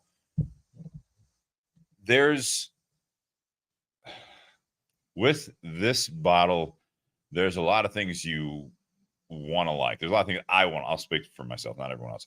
There's a lot of things that I want to like about it. It's a single barrel. There's a history behind it. That's about where it stops though. Like I don't know anything about this. Like you promote the families without any actual dedication to what your family did, except for move and sell and do all this shit, right? You know what I mean? Like the 8 generations of what? Being decent business people. Like right. That's where I think the bottle itself, the whiskey itself tastes good. You want to get excited about it. They've done their toting or their promotion of the family generations. I can see where they took that off of that old label. I think their history in the whiskey should be respected, in the bourbon world should be respected. But where they're at right now is about as confusing and lackluster as the current label on this bottle is what I'll say. Is because this is it's a good sipper, $50. So yeah, I'm not mad at it. Again, I appreciate Nate you bringing this. I'm not mad at like the juice that's in here, but like you got 2 family names on there. It's Kentucky. Now it's in California. When did California come into the mix with these families? You know what I mean? Like it just doesn't really make sense. And that's where I think it's a single barrel. It's 94 proof. There's nothing, whatever was truly special about that name, the Wathens or the Medley name, I don't know. They're holding on to it. It just doesn't make much sense to me. There's nothing special about the bourbon. There's nothing special about the names there. If I'm not a history buff and I'm not looking at the Bourbon Hall of Fame, that's so. It sounds rough, yeah. But I mean, that's kind of where I'm at with this. And I know a lot of distilleries have sold and bought back in. Some of them ones that we like and everything like that. But it just doesn't. It's a little lackluster for as much name recognition that I seem to be going for here and doing a single barrel concept, because we didn't even talk about it. That beautiful, like you were saying, Ryan, where the cap, where it's the label is perfectly where the cork goes. There is a barrel number on there. It's just they barely touch on that. And when it was bottled, yeah, but they barely touch on it. You know what I mean? It's like I feel as though this whole project is confused at the moment, all around. So. And I'd be curious to see another barrel. So if you find another Wathen single barrel, right, but the barrel number is different on the neck, does it taste the same or does it taste differently? We don't know. My guess is it would have to. Yeah, true single barrel. Well, but just like other brand, I mean, so Bland's is a single barrel as well. However, they're trying to pick barrels best they can that are identical. I mean, the people that are on the Buffalo Trace tasting panel they drink out of blacked out Glencairn, so they can't see the color of the whiskey, and they have to correctly identify every single item in their portfolio. They have 2 bourbon mash bills and 1 rye mash bill, and then a wheated bourbon. Yeah, so they've got 4 total mash bills, and they've got a couple dozen products. So you have to be able. So there has to be some consistency in the flavor, every time. It's not like say Four Roses single barrel where they've got the 2 mash bills, 5 yeast strains, so they've got 10 different products, and that one bottle to bottle, different barrels, you can taste differences between those because they could be one of those 10 different mash bill or 10 different barrels that they're putting out. And I think that's why I think, Steve, you like the small batch more because there's more consistency with that. Yeah. I think they're aiming for that consistency and, trying to hit the same flavor profile each time. Even though they're single barrels, they're still trying to hit the same note. Yeah. The cigar, I'm at a 8.25. I'm going to bump that up above the whiskey quite a bit. 8.25. This is the only thing. I'll lead it off with one thing that's actually lacking for me on this one is I don't get a whole lot of complexity from it. Sure. I heard Ryan, you say it. Nate, I think you kind of said it or alluded to it, is that it's held the flavor throughout the cigar. And having a figurado, just by concept, typically I find that the figurado vitola, however it's constructed, right, however the ring gauge goes up and down, there's some complexity. Maybe the fact that this is pretty much after that initial bump out to the 63 ring gauge, there isn't a whole lot of varying ring gauge there. Mm-hmm. And it could have possibly been a little bit more complex if there was a little bit of more of like a taper towards the end. I don't know. I mean, you just never know. Well, and sometimes those tapers you'll have maybe front loaded on the foot of that. You will, but just by the sheer concept of going from, say, a very small tip to, say, 63, then that goes down to 58, goes down to 55, goes, you know what I mean? Like, yeah, you will get some differences just on the ratio changes from filler to wrapper, and then obviously just the way that smoke, the tar, everything else builds up in that cigar. So this smokes beautifully. I think the price point is right on target there. If this had a bit more complexity, this should be a $20 cigar as opposed to a $15 cigar. So I think I say 8.25. I bring price in. I'm up to an 8.5 just because it's what's intended. There's so much. For a limited edition, yeah, there's a lot of bang for your buck. For a lot of bang for your buck. La Gloria Cubana used to be. I feel like don't typically see a limited edition. You don't, even from La Gloria. I mean, the 8th Street was more than this. Yeah, and it was not $3. You get a lot of buck, not as much bang. Yeah, but you get the that was it's like a shot, like a 1 ounce pour of a whiskey. I think the 8th Street they were going for. This is a unique flavor. It was coming out of. Here's a shot of Pappy. That'll be 125. Yeah.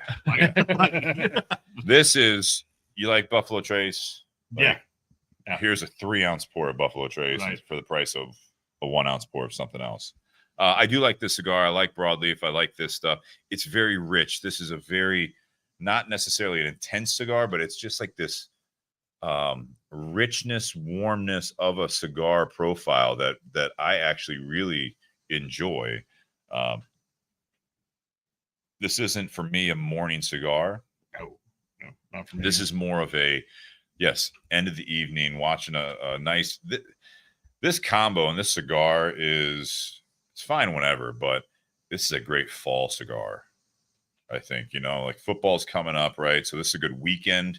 If you guys see this cigar out there, the Gran Legado out there, as we get through August, September, October, if it's on the shelf and you've got a Sunday cookout or Saturday, hangout, whatever it might be, on the patio, you're going to be cooking out, whatever. This is your Saturday cigar. You only need the one, probably, and this is it. You know what I mean? You can set it back down like you're done grilling or whatever. You go inside to eat, but you're going to go back out later to sit around a fire pit. This is your cigar right there, if you can find it. I think it's nice. I'm with you guys also, the pairing. I'll give the pairing an 8.5. This is a nice pairing. It's a warm, again, I think a warm pairing. I think this is, you got a little bit of spice, a little bit of sweetness on both of them. They go very, very well together. And I would say, almost to your guys' points, I think this goes better together. Not saying individually they're not good, but they go better together than they do individually. And as always, I think we could pair a cigar with the whiskey even better, and a vice versa. And honestly, before we even got started and looking at the text sheet and everything, and Ryan talking about the cigar, like I actually, and because I've had the Wathens before, I thought this cigar was going to be too much. Sure, For I would have this thought the same whiskey. thing.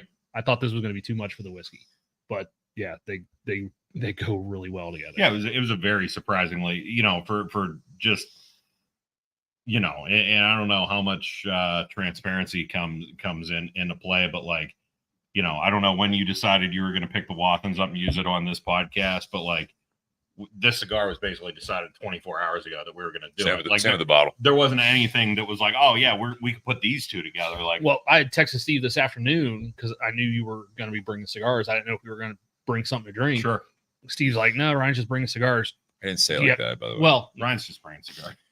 Ryan's bringing cigars, I not said, a bottle. no, he's bringing cigars. Yes. Not just. He's just, And so Steve asked me, he's like, you think? And I was like, well, here's like 4 different bottles that I've got in mind. Well, 2 of them were state picks, and one is, comes out, 2-3 times a year in the state of Ohio. So he's like, how about you pick something that people can go out and buy? Yeah. So that's where this. yeah, I mean, for these two just falling together, great pairing. I mean, it really was. It was. With that being said, we're going to go into part 2 here, guys. If you're listening to the audio, click over to part 2. I want to thank our sponsors. Obviously, I want to thank Ryan Ponist with Forge Cigar Company. Thank you for having me here. The Gloria Cubana Gran Legado. This is available now. Check out your local brick and mortars. Available online? We don't know. Probably not a whole lot. Probably a little bit, but brick and mortar push right now. Some of the online presence from brick and mortars. Sure, I think yeah, you could definitely find definitely. this. But yeah, check your local brick and mortar, including Tinder Box at Easton, Columbus, Ohio. Appreciate that. Tinder Box at Easton. Smaller shop, obviously a big selection, and they carry a good chunk of Forge Cigar Company, along with a decent representation of the Gloria Cubana. Yeah, absolutely. So check them out. They do ship as well. I'll be going to the post office tomorrow again. Went Monday. They like seeing me there. It's fine. It's fine.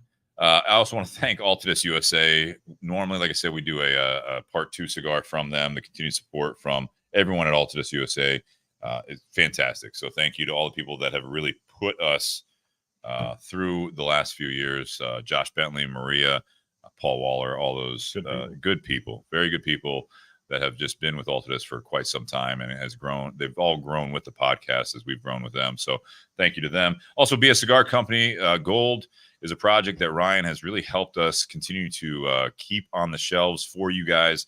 It's made by Placencia by way of other channels, but Ryan has been a big player in that as well to keep this thing going through the days of Alec Bradley and now with STG and Forge Cigar Company. So thank you very much, Ryan, for keeping that project alive. And also the silver is available in 2 sizes Toro and then a 6.5 by 58.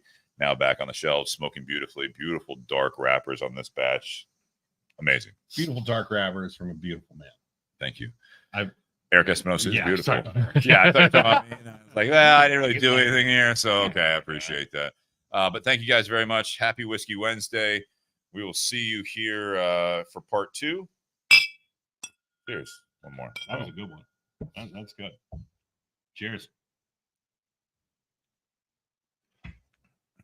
That's one thing I like about the Glencairn. Makes some nice Little bell there. Nice little noise.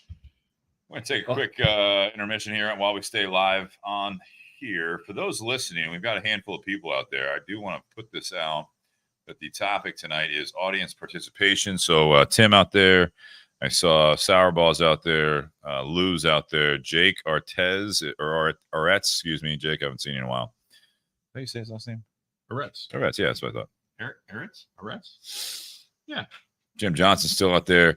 Guys, share this show as we're doing it. We've got a few to fill in here, and I'm going to put to these guys as well. But love to hear from you guys.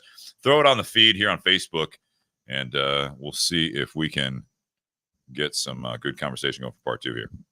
I love how all 3 bands came off just perfect. Yeah. Well, funny thing is, I think you could have glued the hell out of these bands, and with how hardy this wrapper is, I don't think it would have done anything. Like shooting an AK at a friggin' tiger tank. Like it's not doing anything. Oh boy. You guys just want to roll in? Like Tom Hanks on the bridge at the end of. Yeah, okay. Tom Hanks on the bridge at the end of Saving Steady Private Ryan, where grind. he just got his 1911, just popping them off. I would love to not have to go to the internet for some topics here, but I'll look to you guys for some. I've got a few things that we actually kind of talked about before the podcast a little bit, but and during part one, see what we got. Tim Dodge, yes, the golds are available. Currently in Robusto and Toro size. I believe we have some 758s coming in, hopefully in the next several weeks. But yeah, just reach out, Tim, if you need some shipped to you. Currently have those in stock. And I would encourage you, I know you've had them before, but I encourage you to try some of the silvers as well. It's fantastic. Definitely a unique cigar. When you have the maker of the cigar, you got Hector, and then you also have Eric behind the BS Silver. Hector was the one that kind of blended it for us, but every time we get it in, and I talk to like Eric or Hector, they're just like, geez, that's a pepper bomb. You know what I mean? It's unique to them. They like the blend. And typically, not this time, but there were times where we would order, say, 1,000, 2,000 cigars of a certain size on that shipment, and they'd be like, well, we shorted you a bundle because they cracked it open and they're smoking it down in, Florida. Right. It's like, we don't get to smoke this blend very often. So we sorry, do whatever. And just a side note for those listening right now during the intermission, one of the things I really find very funny, I think I told you this today, my conversation with Eric. Oh, yeah. Nate, I don't think you've heard this, but you guys know Eric Espinosa, hopefully out there. If you've been to any of our events, you've seen him elsewhere. But he's like, yeah, I got your shipment in. I'm like, what are you ready for him? Like, what do you want me to do with these? I'm like, go ahead and send them. He's like, bro, I don't know what I'm charging you. I think I'm losing money on these. Can I charge you more? And I'm like, I didn't have to go to Brian. He's the one that pays for everything, through the business and everything. I'm like, yeah, Eric, I don't want you, like, we all have to make some money on this. You know what I mean? Like, he's like, what should I charge you? I don't know. How much money? Yeah. What do you want to charge me? And he's like, well, how about this? And I'm like, will that make you happy? And he's like, yeah, I'm not going to be losing money anymore on it. I'm like, cool. It's like, all right, done. I'll ship them. Talk to you later after a little bit of a political conversation, which was great. Love talking to Cuban descent people right now in the current U.S. Political environment. All right, you guys ready? I'm ready when you are. Okay. Welcome back to the Bourbon and BS podcast, everyone. This is episode 324, part 2, Beyond the BS. We are still, no surprise there, smoking the Gloria Cubana limited edition Gran Legado. Nate, I think you are in the lead by far. You are in the lead. He did light up first, but I don't know that that's the reason why he's so far ahead. I think we need to hear it from Nate a little bit more in part 2 in the beginning to see if we can catch up while he's talking. Maybe. Guys, want to thank you very much. Thanks to Tinder Box at Easton, Columbus, Ohio. They do carry this Gloria Cubana, the Gran Legado, while supplies last, along with other forged cigar company cigars. A lot of things in your portfolio. Ryan Ponist still with us. I want to thank also Altadis USA for the support on the show for several years now, and typically we'll be smoking a Altadis cigar in part 2, but I think we're going to be sticking with this, and then might have some other SCG products we could light up if need be over here in the garage. We'll find something. Definitely find something. Also, BS Cigar Company, thank you very much. Gold and silver are available now. Looking at some of the comments. I want to thank you guys listening live. I want to thank everyone out there that does the patreon.com/Bourbon and BS podcast, as well as the one-time contributions at Venmo at Bourbon and BS. That helps us keep this going. We've been talking about upping the streaming capabilities, so we'll see if we have the ability to do that. Nate and I have been talking about that a little bit off camera. Not a ton, but hopefully add a little bit more features, maybe even more quality to the feed here. So everything you guys do does really, really help us out. So appreciate all the support at patreon.com/Bourbon and BS podcast, and also Venmo at Bourbon and BS. Also, you guys can help out and also sport some great swag. Buyjack.com/Bourbon and BS for any of the t-shirts like I have on, as well as Nate's got that on, even though that's a limited edition color. Yeah, this was a charity shirt, but it's we still have other available in 4 colors. colors. We have other colors, and Can't get this one-on-one. That's a one-on-one polo. Can't get it. Custom tailored for Ryan Ponist. Right. Not on buyjack.com/Bourbon and BS, but there is some great apparel on buyjack.com/Bourbon and BS. So Tonight, it is audience participation. We've got a handful of listeners out there. I want to ask you guys to obviously share, like, comment, review, and subscribe in all the formats you enjoy listening to our show, whether it be audio or live or after the fact, the video on YouTube. And obviously, Facebook is where we get most of our traction. Most of our viewership is going to be from Facebook, whether it be during the live presentation or after the fact. Everything stays available on there. And you can also find it on the Bourbon and BS community page, which is something that we've got, I don't know, just shy of 2,000 people on that, and love having the interaction, the posts, and everything else. So great community out there. So we appreciate that. Will the streaming feature put hair on Steve's head? That'd be a nice upgrade. You know, it won't. The last part of that comment was a little insulting, but Tim, appreciate you listening tonight. I don't know. I've grown accustomed to you without any hair. Yeah, me too. I guess that's true. I never thought about That's the only Steve I've ever known. I I think. really never thought about how you feel about growing your hair. Or don't grow my Or hair. don't grow. Yeah. Yeah. I really choose to not grow my hair. Although anymore, I would definitely. If you guys want to throw out a big Venmo at Bourbon and BS, I could maybe afford laser hair removal on top of my head, and I'd never have to shave it again. That'd be nice. I feel like that would be like a misappropriation of Bourbon BS funds. What are you? I'm just Hey, IRS here? just talking about upgrading the streaming equipment, and then all of a sudden, you're showing up like Mr. Potato Head. Like, Is that embezzlement? Absolutely not. It's for the show. That's right. Got to keep that look going. give the people what they want. Yeah. Apparently, they want hair, so I guess you would. Shit. It would be misappropriate. I guess we're gonna have to put it into a hair transplant. That'd be weird, though. I think at this point, A little bit. I'd probably still just shave it, which would be a waste of money. Audience participation. What do you guys want to talk about on this? Ask any questions on the comment feed, or you can throw some topics up there. Is there anything you guys want to talk about I threw a couple up there just for. What you got? on the feed? Yeah, I What do threw you a got? couple up there just What bands make you turn the station? Like turn it off? or just turn the channel. Just turn the channel. Ooh, I don't listen to channels as much. I think it's more just So I mean, but I Streaming. guess I Well, know you listen to like one song from here to work. Yeah, that's true. it's great. It's great. So you better hope it's a banger every time. Sometimes I sit in the driveway and just pick it. I hate the Red Hot Chili Peppers.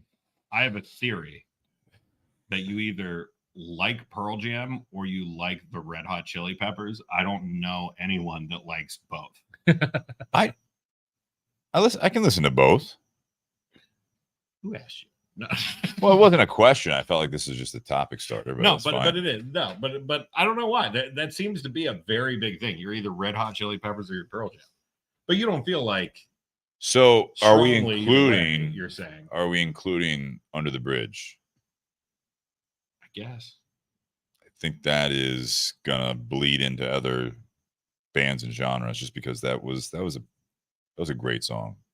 Don't you think? Do you have a sentimental moment in your life that you can relate back to Under the Bridge? Oh no, not necessarily. I It's just a great song. It's nice. It's a nice song. Nice song. Yeah. Very sad. I think song. you even know the words to most of that. I bet you could, if I put it on right now, you'd Probably probably could. like, Probably like could. Under the Bridge downtown. You know what I mean? Like you would Yeah. know that. Yeah. Do you know that? do you know the lyrics of this great Not song? all of them. No. Yeah, no, I So Red Hot Chili Peppers comes on, yeah, I don't like Red Hot Chili including Peppers. Under the Bridge and stations being changed. I don't like Next. I don't like them. I don't care for Sublime or 311. Don't care for them. That's Amber? coming off. Okay. Yeah, it's coming off. I Okay. can't do it. Can't do it. That's probably it for me actually, because like I do listen to like a ton of music, and I mean like all the varieties, all the genres, but like those You three have in disdain particular- for three bands three bands. Wow. That's kind of it. and country music. Kind of no, I like Making country fun music. of. I don't like the older, or I rather I do like the older country music. You don't like what I play in the garage before? No, you, no, yeah, no. not even a little No, bit. not even a little bit. Wow, I can just sing it really good. That's it. you do. I do. I should have been a country. I have the face to be a country radio star. Should have been. Country Should radio. have been a cowboy. Should have been a cowboy. R.I.P. Nate, how about you? You put it out there. You want me to answer? One Def Leppard. Like Okay. that, because most of the stations that I listen to are like a lot of 70s, 80s, 90s Tim rock. Dodge is out there. Jeez. And Tim Dodge is not hesitating on some of these, No, these he's bands. lighting them up, I'd say. Jeez. Just lighting them up. Glad you asked that question. A, B, C. I've been waiting for this episode. 203. What, Tim Dodge. 324. 324. 324. Finally, Tim Dodge gets his moment. Sink his teeth in every band that's pissed him off in his entire life. Next I time we love have Tim Dodge on the show, he's just going to be like, "Thanks for having me on. I want to talk about what we talked about that one night." Oh, here we go. There we go. Let's All right. not start a holy war. Yeah, go ahead, Nate. So Def Leppard. Anybody else? Like, well, a lot of the 80s hair bands, like a lot of those. You don't like him? But like Def Leppard, Poison, like I just go to the next channel. Like I just sit there and just. Are you on the hairband channel? Because you shouldn't be on that channel. Yacht if Rock, yes. Hairband. Yacht Rock, I get tired of just because it's Yacht too Rock. much Michael McDonald. If I hear you, I'm Oh, we be can there. have Gonna Neil be Diamond in my- one more time. Right? Yeah, We I'm can have gonna Neil blow Diamond my in my- fucking brains out. No, I'm I gonna hate Neil burn Diamond. this bitch to the ground.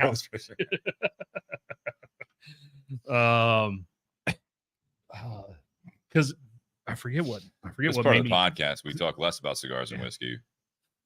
Now I forget what it was, but I had taken that note like a week or two ago. It's like, you know what? I'm gonna jot some stuff down for the next time we have just a bunch of questions. Thank you for doing that. Yeah, it's That was one of them. Because when I drive to work, because I'm always listening to local radio. You drive a lot for working in town. It's about 22 minutes. Yeah. But yeah, so I just sit there and I've got my 5 channels, and I just sit there and like, oh nope, go to the next one. Oh, that's commercial. Go to the next one. Just keep cycling through. Yeah. Sometimes, yeah. Tim Dodge wants to know how you feel about Whitesnake. Well, there's like 2 songs that they play on the That's radio pretty much Right. from Right. him. So Pretty much it. You're Yeah. not wrong about that. I don't know who that is. I don't know who that is. one I get. So I actually have their greatest hits on vinyl, but I feel like they get Whitesnake? played. No, not Whitesnake. I feel like Have this band greatest gets hits. played so much that I kind of get tired of it. Okay. Okay. Eagles. Yeah, I can see that. Like Hotel California is a great song. They play it all the fucking Well, time. It got more play after the Hell Freezes Over album. I think the live one, because that had a lot of like playtime when that album came back out. You know what I mean? Like the live one. I feel like that got a lot. Like it reintroduced people to Hotel California, and it was like, oh my god, this is such a great story song. Well, I can relate to that because of Neil Diamond. If I hear Sweet Caroline one more fucking time, I'm just Ba, ba, and it has ba. caused me like my hatred for that song overfloweth so much. His mic up a little bit. He's Turning my mic relaxing. up a little bit. No, my hatred for that song overflows so much that I just can't stand the sound of Neil Diamond's voice at all at this point. You ever seen the movie Saving Silverman? Yes. Yeah. Hey, we're coming to America. That was actually the thing that made me like Neil Diamond. Yeah, it brings And you back then- in, and then you And then actually I listen got to the a music. little Yeah. older and everybody went to college and now that's all they Sure. talk. That's all anybody wants to do. Wow.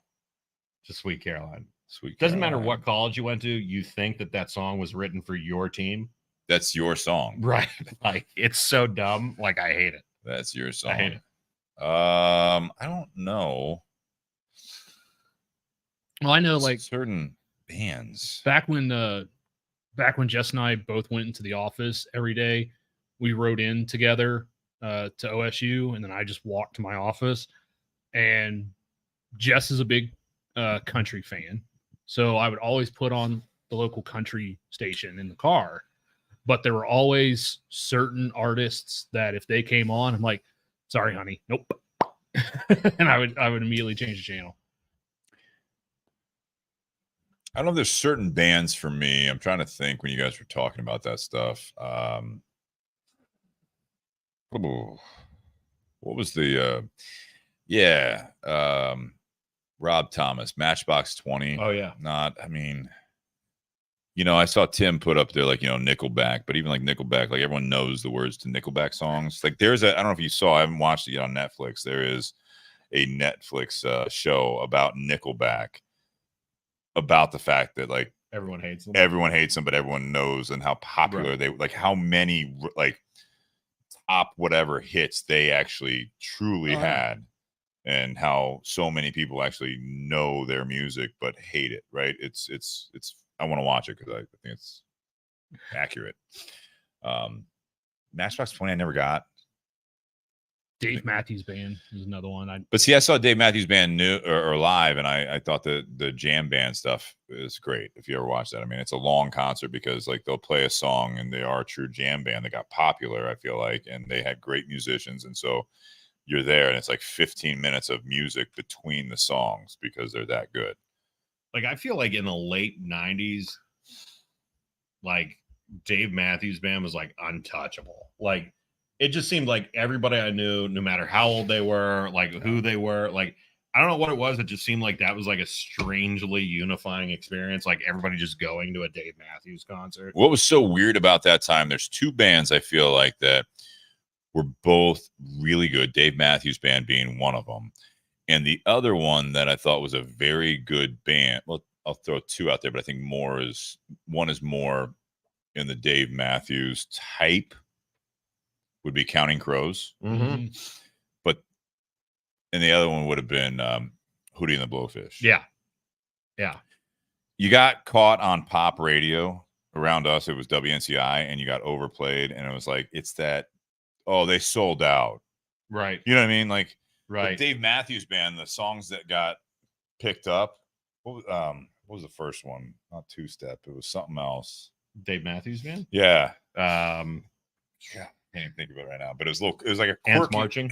No, it was before that. It was like the first one, but it was like really quirky. What would you say? Yeah, what would you say? Was that what it was? Yeah, it's like quirky. You know what I mean? So it like wasn't like it was poppy, but then you listen like, oh, the next song wasn't even close to that one. Right. You know what I mean? Right. Counting Crows, they really like latched on to Adam Durst's voice, and they just like that became the thing. Like, yeah, he was kind of like. But they had some other albums that were really, really good. I feel like if you track down the DNA strand of emo music, it probably kind of started with Counting Crows. Like that was probably the original, like whiny. Like, and don't get me wrong, I'm not shit. Like the Counting Crows were cool. Yeah. Like, yeah, I mean they were great. But like now that I think about it, they were kind of the original ones of doing that. Really, at least it hit the mainstream, right? Maybe The Cure, maybe. But I thought I like Hootie and the Blowfish too, and I think they kind of got thrown under the bus with the hitting pop music, and then they're like, "Oh, you like Hootie? Oh, cool." Yeah, like I liked Hootie before they were popular. You're like, all right, calm down there, guy. You know what I mean? That whole thing. But for me, I think since I am a country fan, that's really yes. I would what I change or hit next on when and it happens year to year, like the new country. Yeah. When everyone was dogging on like bro country, I'm like, they're just fun songs. Like okay, like I like some of it, but when it would come out and it was like, how is this country music? Like a song would come out, male singer, female singer, whatever it is, and I'm just like, this isn't country. This is like bad pop music. Like I feel like this didn't make it when they're trying to pitch it to like a pop type of a genre. They're like, well, we'll just like put country. And some people might like it. It's just not enough. That's where I'll turn it. But remember, you don't have to be sad. Wow.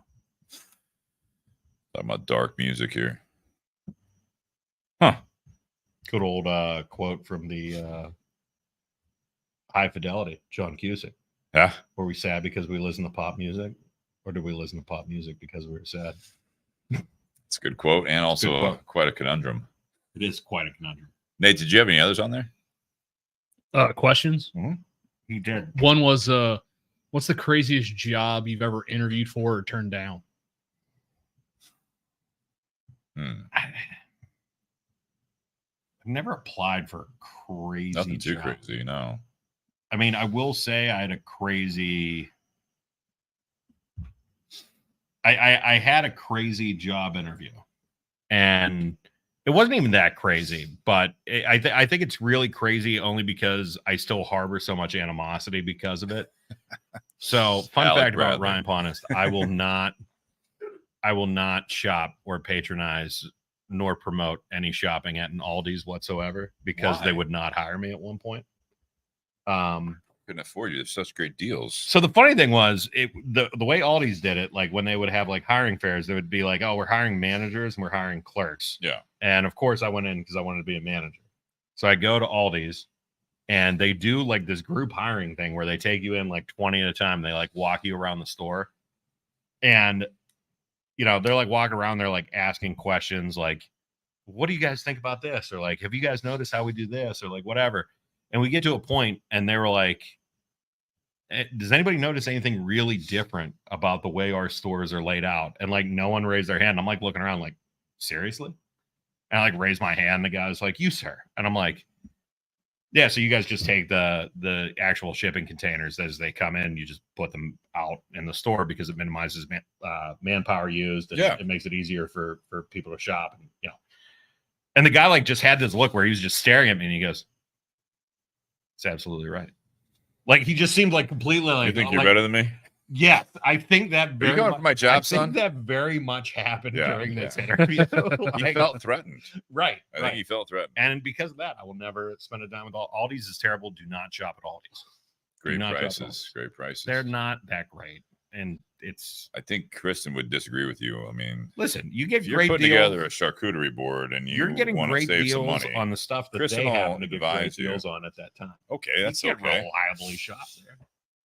It's like, oh, we didn't get milk this week because we couldn't get it cheap enough. Like, whatever. My aunt and uncle in St. Charles, Illinois, we never shopped at Aldi. My family didn't, and they had Sweet Valley black cherry soda that was from Aldi, and that was an absolute treat back in the day to have a black cherry soda out of their basement fridge. And I said, "Where is this from?" They said, "Aldi." And you're just hooked. I'm not. I don't shop there. I mean, I'm just saying, like between Sweet Valley black Seems cherry like you soda, know a lot about the price. I know what I hear. But that's fine. No, you can start a petition on Bourbon and BS community page not to shop at Aldi if you'd like. Clearly, they won't be a sponsor of the podcast anytime soon, but were they a prospect? We've got a meeting. Got some emails, feelers out there. Fluid situation. It's a fluid situation. Steve, what about you? What did you apply for? What interview? What job? What was great? So I don't recall any really wild ones that I applied to. It was actually just jobs I did get that I look back, like even my previous career before the cigar industry was a moving company. And that was simply because I was looking for a summer job. I'd done retail before. I had done umpiring for Little League baseball and stuff like that. And I will never do that again. My mom actually said, well, I found an ad for a moving company. It'd probably be fun for a summer job. And then I was there for 12 years. That's a long summer. I always used to call it a summer job gone terribly wrong, but it was great for my career. And I did every position at that company for a decade in management and stuff like that. I'd say probably the oddest, and it's not even that odd, but fairly memorable temporary job when I was also in high school or college. I think it was college, like my freshman year or something, but it was a holiday break, and I got a job at KB Toys. That's pretty sweet. Around Christmas time. That's pretty sweet. It was a pretty brutal job. Around Christmas, I would assume so. Yeah. And it was like when KB Toys, it wasn't even in a mall. It was like at a strip mall in Westerville. I didn't know that was a thing. Yeah, oh, yeah, it was a thing. I thought they were only in malls.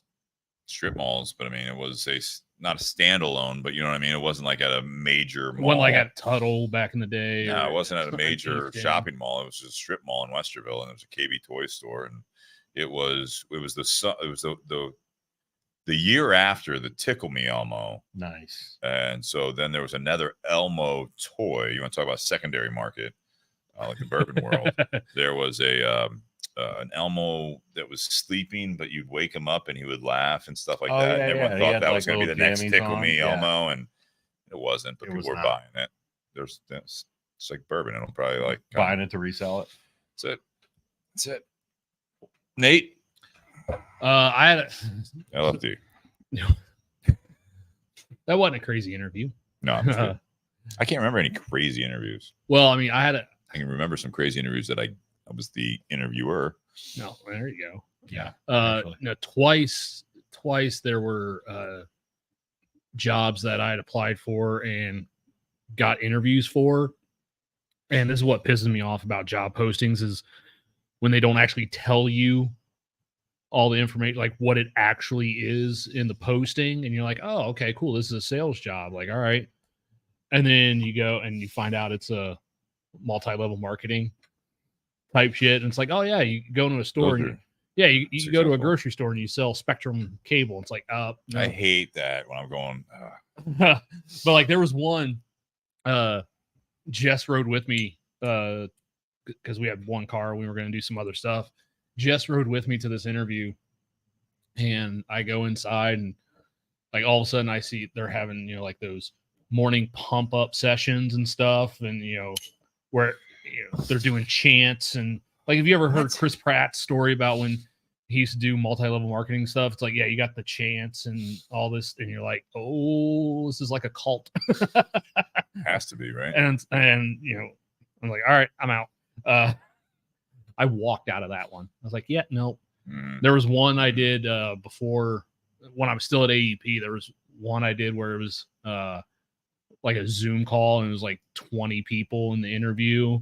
And sounds terrible. And I'm just sitting there listening to this lady talk about stuff. And all it is for a half hour is literally just talking about what they do. Because there was 20 of us, they weren't asking us all individual questions. Yeah. And so as she's describing all this and, the future career path, and I'm like, oh, it's one of those again. And then they, they're like, hey, congratulations, you made it to the next round. And I'm like, just because my resume, they're like, yeah, you made it to the next round. Here's this questionnaire. I'm like, nope. Nope, not doing. Nope, not happening. Not doing it. I can see that. Yeah, I feel fortunate. I have not had many like crazy job interviews that I can remember. Just some interesting jobs. Well, and like the ones I mentioned. You brought up, LFD. I'm joking. No, but like for the first interview, I had to drive 6 hours to Chicago for the interview. It was at Casa de Monte Cristo outside of Chicago. And then my second interview is when they flew me down to Miami and had that interview at the warehouse, at the store there. Yeah. And my flight was delayed by like 2 or 3 hours because of a crack in the window. Jesus. I'm like, yeah, nope. And then we're gonna patch it. Yeah. Well, they were trying. They were going to. Safe flights out there. I was like, fine. I was like, I remember sitting there going, I hope my life is not depend on some dude's caulking job. That was back when the FAA had balls. Just balls. Is that duct tape? Yeah, we're being extra careful. Stewardess comes out and pulls her chewing gum out. It looks like the plane in Major League. It's like, we're gonna wait 10 minutes for that to harden. Like, is that Bubblicious or is that Double Mint? I'd feel more comfortable with Bubblicious. Fruit Juicy fruit. I was getting ready to say Juicy fruit. Oh, we're all screwed. Yeah, that's screwed. It's just gonna disintegrate. Big Red. Got a couple of comments here. Nate, did you have any others? You got some good ones tonight, man. Those were the two I. The two. I mean, I still have other, but those were the two I wrote down specifically for something like this. Bobby Crow, how would you guys rate your EQ? And he says EQ is emotional intelligence. Can you expand that into a little bit more of a question for us? Unless you guys can comment on that, Ryan. I have emotional autism. That would probably be the best way I could describe it. No, I mean, I think, like, I don't know if there's a specific rating system for EQ, but yeah, definitely one of those things. I feel like I've always been pretty well grounded. I get from my dad like this weird ability to sit in silence and deal with awkwardness and like kind of just like sort of for the good of the people. I you know, as I say this, I just know that Robert Crow is sitting at home like that's actually all signs that's terrible. Like probably No, you know, maybe, like, I don't know, but like, yeah, I mean, I think at the end of the day, and I think I was on a podcast, one of your podcasts, where I think we had something about, can we do this before? Like, man, they all kind of run like, together. I mean, honestly, the like, serious, more serious topics actually all kind of like, yeah, like, they I all feel like we roll into actually each did other. this once where we were talking about like sort of like the ability to like overcome or something like that. And I think like that's a big thing is I do try to take a little bit of self actualization or realization, you know, on a pretty regular basis.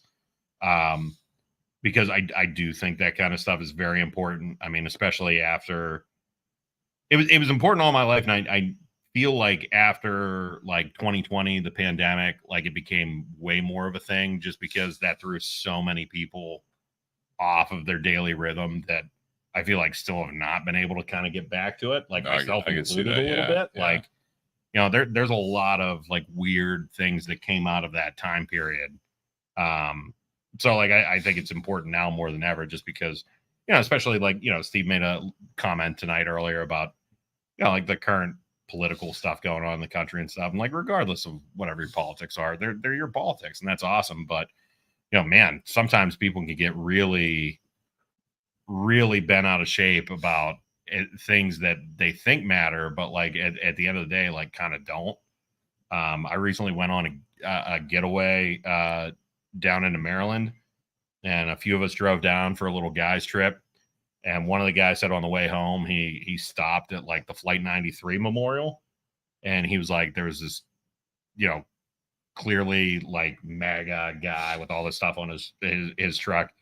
And then there was like this other guy who he could tell was like clearly like more left by the stuff that was on his car. And he's like, yeah, they're in a screaming match in the parking lot. And I'm like, guys, you're at a memorial. Like, you know what I mean? Like yeah. there's a time and a place for this kind of stuff. Like, you know, I think sometimes people just let things get the best of them. And it's really easy if you don't stop and check yourself that I think you just slide further down. You don't realize it until you get to a point where it's really hard to get yourself back out, or to a point where you can sort of pivot. Yeah. You know, did we get, we got an expanded. Yeah, we did. Expanded thought there. It's a very big expanded thought. Let me bring that up here. It's going to cover the whole screen. Oh, we can't see us anymore. Thanks. Awesome. Thanks, Bobby. Let's do can we get 4 more lines in? Oh, Yeah. How to handle all scopes of people. Emotional intelligence, in the sense of there's always going to be a situation, and how you responded to that situation really can show your character. So, for example, when the pandemic, people are, I think people are too quick to judge somebody, where you able to take a step back, try to look through their shoes, and then try to get on the same level when communicating. Very hard process what people are going through. I think EQ was a lost art to be, because everybody is all about themselves lately. I think everyone's always been about themselves, and to a point. I think we just see it more now with the social media, and what's the ease of getting your opinion out there. You know, what Bobby says on that is, it's not, people are they've always been quick to judge each other. It's just whether or not you say anything about it. People that post that are very, very into I think this is off the emotional, we call it EQ for the emotional intelligence. I think those two words, first of all, emotional intelligence are not usually put together. Yeah, not usually put together in a matter of speaking, because you look at that sometimes. I think a lot of people would look at emotional intelligence as that you are able to express or feel your way through your emotions, but not always express them. You know what I mean? Like you don't say everything just that you're feeling.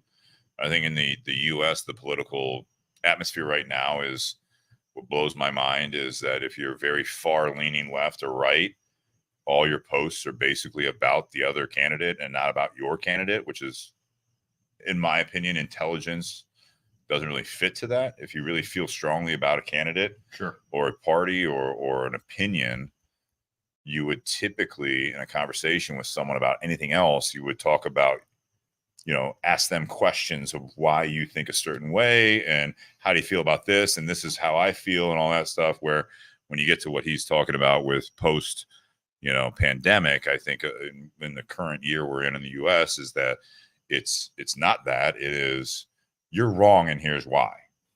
Sure. Which that emotional intelligence is not high, in my opinion, because you're basically trying to force or tell people you're wrong, and that never really goes well. It doesn't go well in this atmosphere. It doesn't go well when you're with a business, relationship. Sure. Ryan, you come into the shop and an account says, yeah, I just, it hasn't been, the Gloria Cubana hasn't really been selling well for us, so I don't think I'm gonna pick up that Gran Legado. Well, I look up on your shelf, and that's a dumb cigar you're carrying right there. Like that can't sell well. There's no response to that. You know what I mean? Like you can't just go into that. Or if you have a significant other and they bring something up and all you do is flip it around and be like, well, you're wrong. How's that conversation? Well, not only that, a lot of times, I feel like a lot of times people are quick to say somebody's wrong based on their opinion rather than based on them actually being wrong. Mm-hmm. And, to what was being said, like when it was expanded upon, like a great example is like, I've always lived by this one mantra. There's one mantra I have that's adversity builds character. And I think when people go through a lot of the best people I've ever met in my life that are just great people normally have gone through something that was difficult. And the interesting thing about something that's difficult is that's very much always in the eye of the beholder. So like when I meet people, you have to sometimes take a moment to understand that when somebody says this is the problem I'm having, it's really easy sometimes to dismiss it and just say, well, you should just do this and that's that, or oh yeah, I did that. You'll be fine. You'll get through it. Fix the problem. Right? Everybody has their variation of the struggle, I guess you could say, that we're all in. And there great examples. I have a friend recently. She's in the process of getting a divorce, and she had a lot of other stuff going on. And like the one day, like I was like venting to her, and I like literally stopped, and I'm like, "Oh man, I feel really bad. Like compared to everything that I'm going through, like it has nothing to do with what you're going through. Like this is all just dumb." And like even she said, she was like, you know what? Like a bad day is a bad day. I don't even know the details of the bad day. Like if you said you had a bad day, I trust that you had a bad day. Like just leave it at that. Like there's no reason that we have to compare our bad days. Like you don't feel good about your day. Like that's fine, because then you get into that whole like one upping. Sure. I mean, and at the end of the day, it's not solving anybody's problems. Like if we're trying not to be miserable, what's the point of trying to show that we're more miserable than the other person? Like that just seems like it's ironic when the one upping is about who's worse off. Right. Like what do we man? Yeah, no, I ran way into work. I blew a flat tire, and then this guy, I finally got my spare on, and someone cut me off, and blah blah blah. I was like, well, let me tell you about my morning. Right. It was worse. You're like, okay. I left the coffee on too long. The dog didn't want to come inside, and I just spent like 2 extra minutes. Like, stuff like that. Yeah, you don't want to do that. But yeah, and social media is the devil. As we broadcast, make sure you follow us on Facebook and watch us on Facebook Live on Wednesdays. No, and that all I think feeds into it too, because it's like I think as I don't know if it's as humans or as Americans or whatever, like a lot of stuff is turned into instant gratification. I mean, and it's also turned into like instant misery too. Like a lot of people just like we want that quick response, and with the way information spreads so quickly nowadays, I think like it's really easy for somebody to emotionally react to something rather than process it when you're just constantly being dealt all this bad stuff all the time. And I think like for us, again, like being in the US, like one of the things that makes this country great is the fact that like literally we are overwhelmed and bombarded and saturated with how awful all these things are in our country. And at the same time, at least for now, like we're not trying to scrub that. Like we do have the ability where we could say these things, and that's part, I think there was a South Park episode about like, we could have our cake and eat it too. Like our country could do this bad thing and we can bitch about it and it's all okay. Like, there's something to the fact that we have all this information out there at all times, just overwhelming us, and we're all dealing with it, and we have to just kind of just react to it and understand that other people are seeing it and other people have values that may cause them to react a certain way. I do think a lot of what Robert said was like having that emotional intelligence of just looking at things through other people's perspectives. And I think that's something that's really, really hard to get through nowadays when, all the social media is about sharing what's going on with you and your life and all these things. I think there's a lot to that. Nate? I will try and have, like, when I'm dealing with people, I will try and have a conversation on their level, whatever the topic or conversation is. But there's a lot of times where if I'm talking with that person and they're just like going off the rails, whatever it is, or they're just saying a bunch of stuff that I think is absolute bullshit, rather than engaging, I just like, oh, all right. I just kind of shut down a little bit, not because I don't have anything to say, but I'm not going to sit there and get in this back and forth where we just keep taking jabs at each other. It's like, all right, yeah, that's how you feel. Okay. And I just like, if I don't engage with them in that, then it just shuts the conversation down. It's like neither one of us are happy having this interaction right now. So I'm just going to not have the interaction. Are you avoiding it, or you just don't think it's going to, like, it's not Productive. It's not productive. Yeah. More that it's not a productive conversation. If you want to have a productive conversation and you want to actually discuss actual conversation, yeah, not two monologues. Not something that's just a bunch of talking points. It's like, yeah, I'll have that conversation with you. But if it gets to the point in the conversation where I feel the other party is just going to sit there and, be like, well, I'm right, you're wrong, no matter what. It's like, I'm just not, we're not doing that. We're not doing that.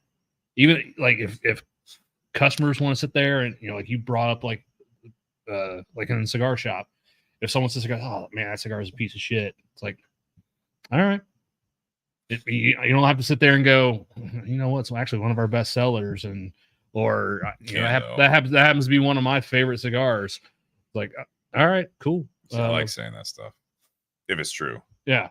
Sure. Yeah. If it's true. Yeah. Anymore. But I'm not trying to win them over. I'm not trying to indulge. I'm not going to indulge that person in this bitch fest back and forth. Like, sure. Okay. That's how you feel. All right, cool. What can I get you?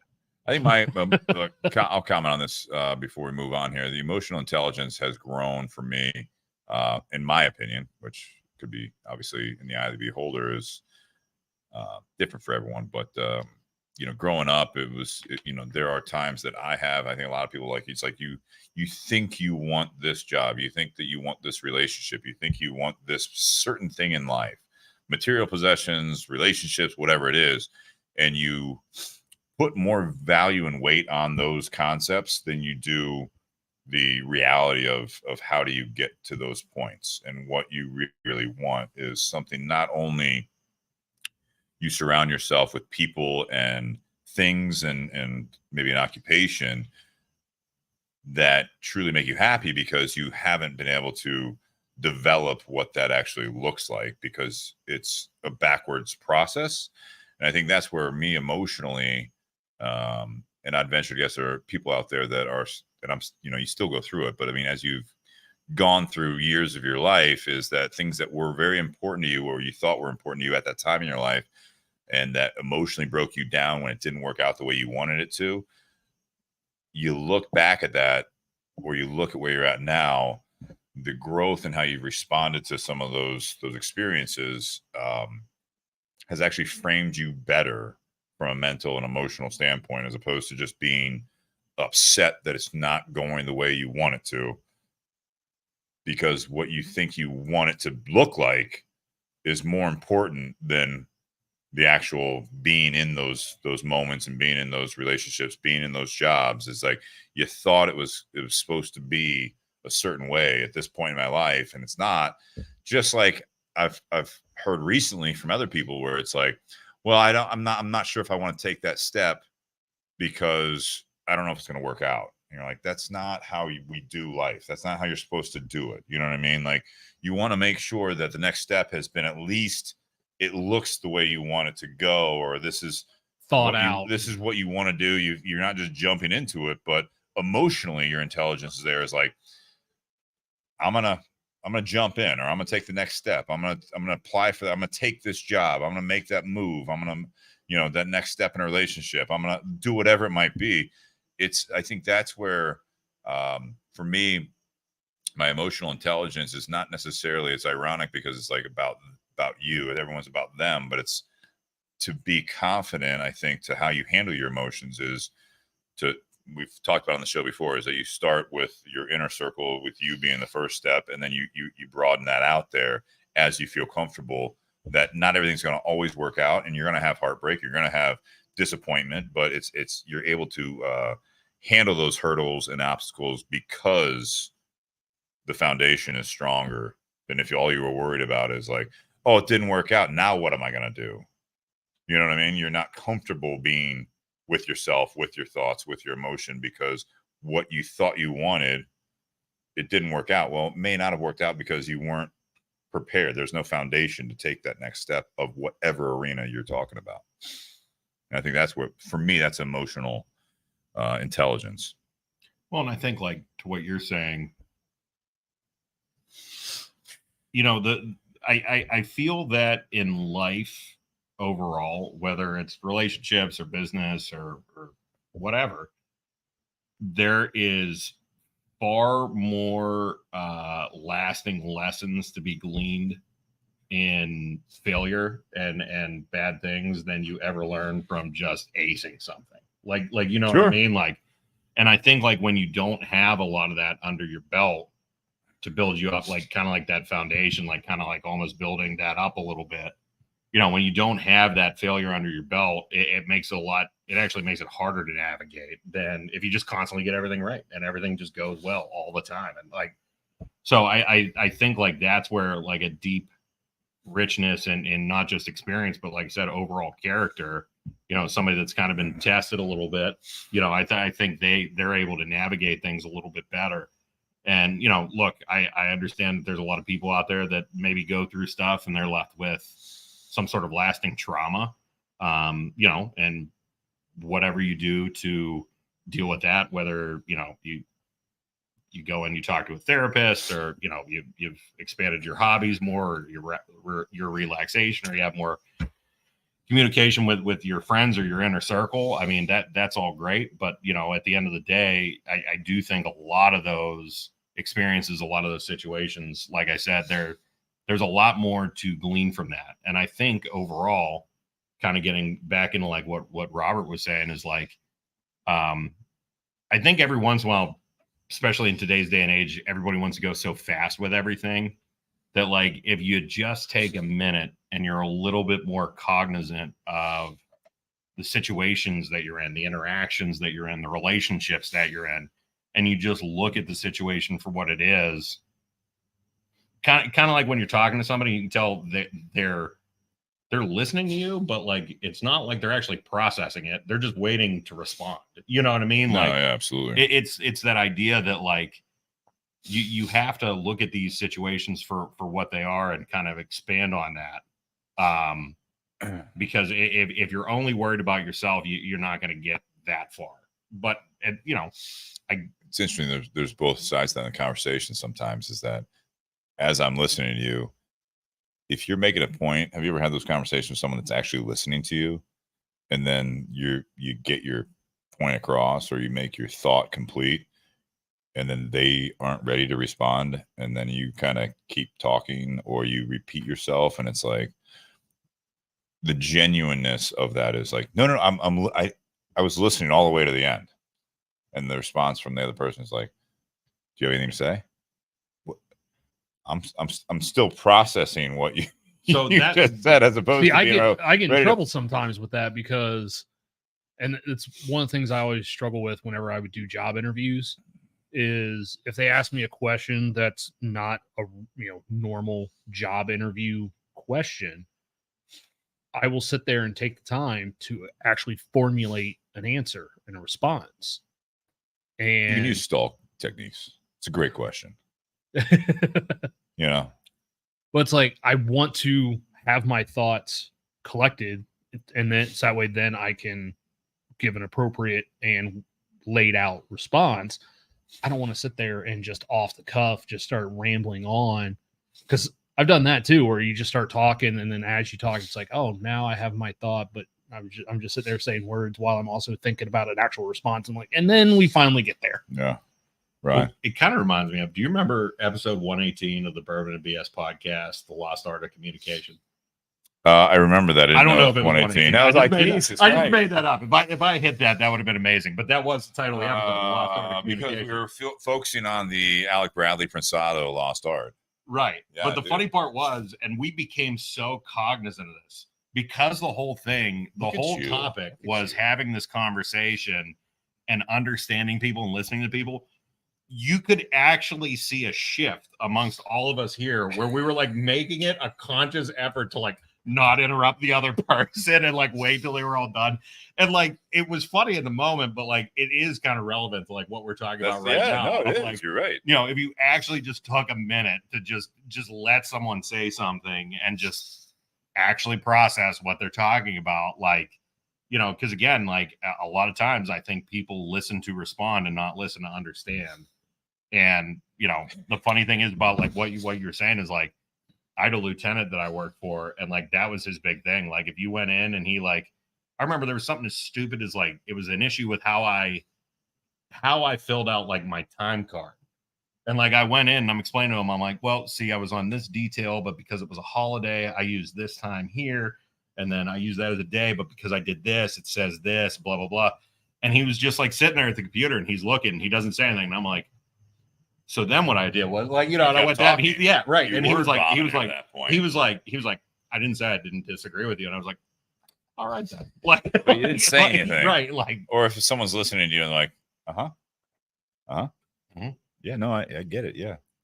Yeah. We just like to fill the silence. Okay. Yeah, you do. Not you. We no, do. You. That was a Ryan, slip. you do. That was a Freudian God slip. damn it, Ryan. I hate our conversation. I like that question. That was a good question. That was a good question. What else we got? Cough, cough. Steve Crane definitely listened without switching the subject. I didn't. I'll bring up something we had, and I'm not going to name names or anything like that, but we talked about it prior to the show, where there was a situation where, I'll say, in this industry, there was a rep that hadn't gone out and seen an account, right? But instead of like, how do you handle that situation? What happened is that there was an account that Ryan, you have seen, another rep hasn't seen. Those two parties ran into each other today that I experienced it. And in the interaction was basically breeding more into not seeing each other. Like it was like, you guys are in the same room. There's the one party feels a certain way, the other party may or may not feel that way, but the communication breakdown was now they're both in the same room. And I looked at it, I'm observing this, and it was basically the one party is like, yeah, well, you know, and it was like a side comment. It wasn't even direct, or it wasn't an argumentative thing. It was just kind of a snide remark. And I looked at it after it was all said and done, and I talked about it before we went live, and I'm like, or you could have been like, hey, great to see you again. You still haven't been out. Like, are you able to come out there and see us?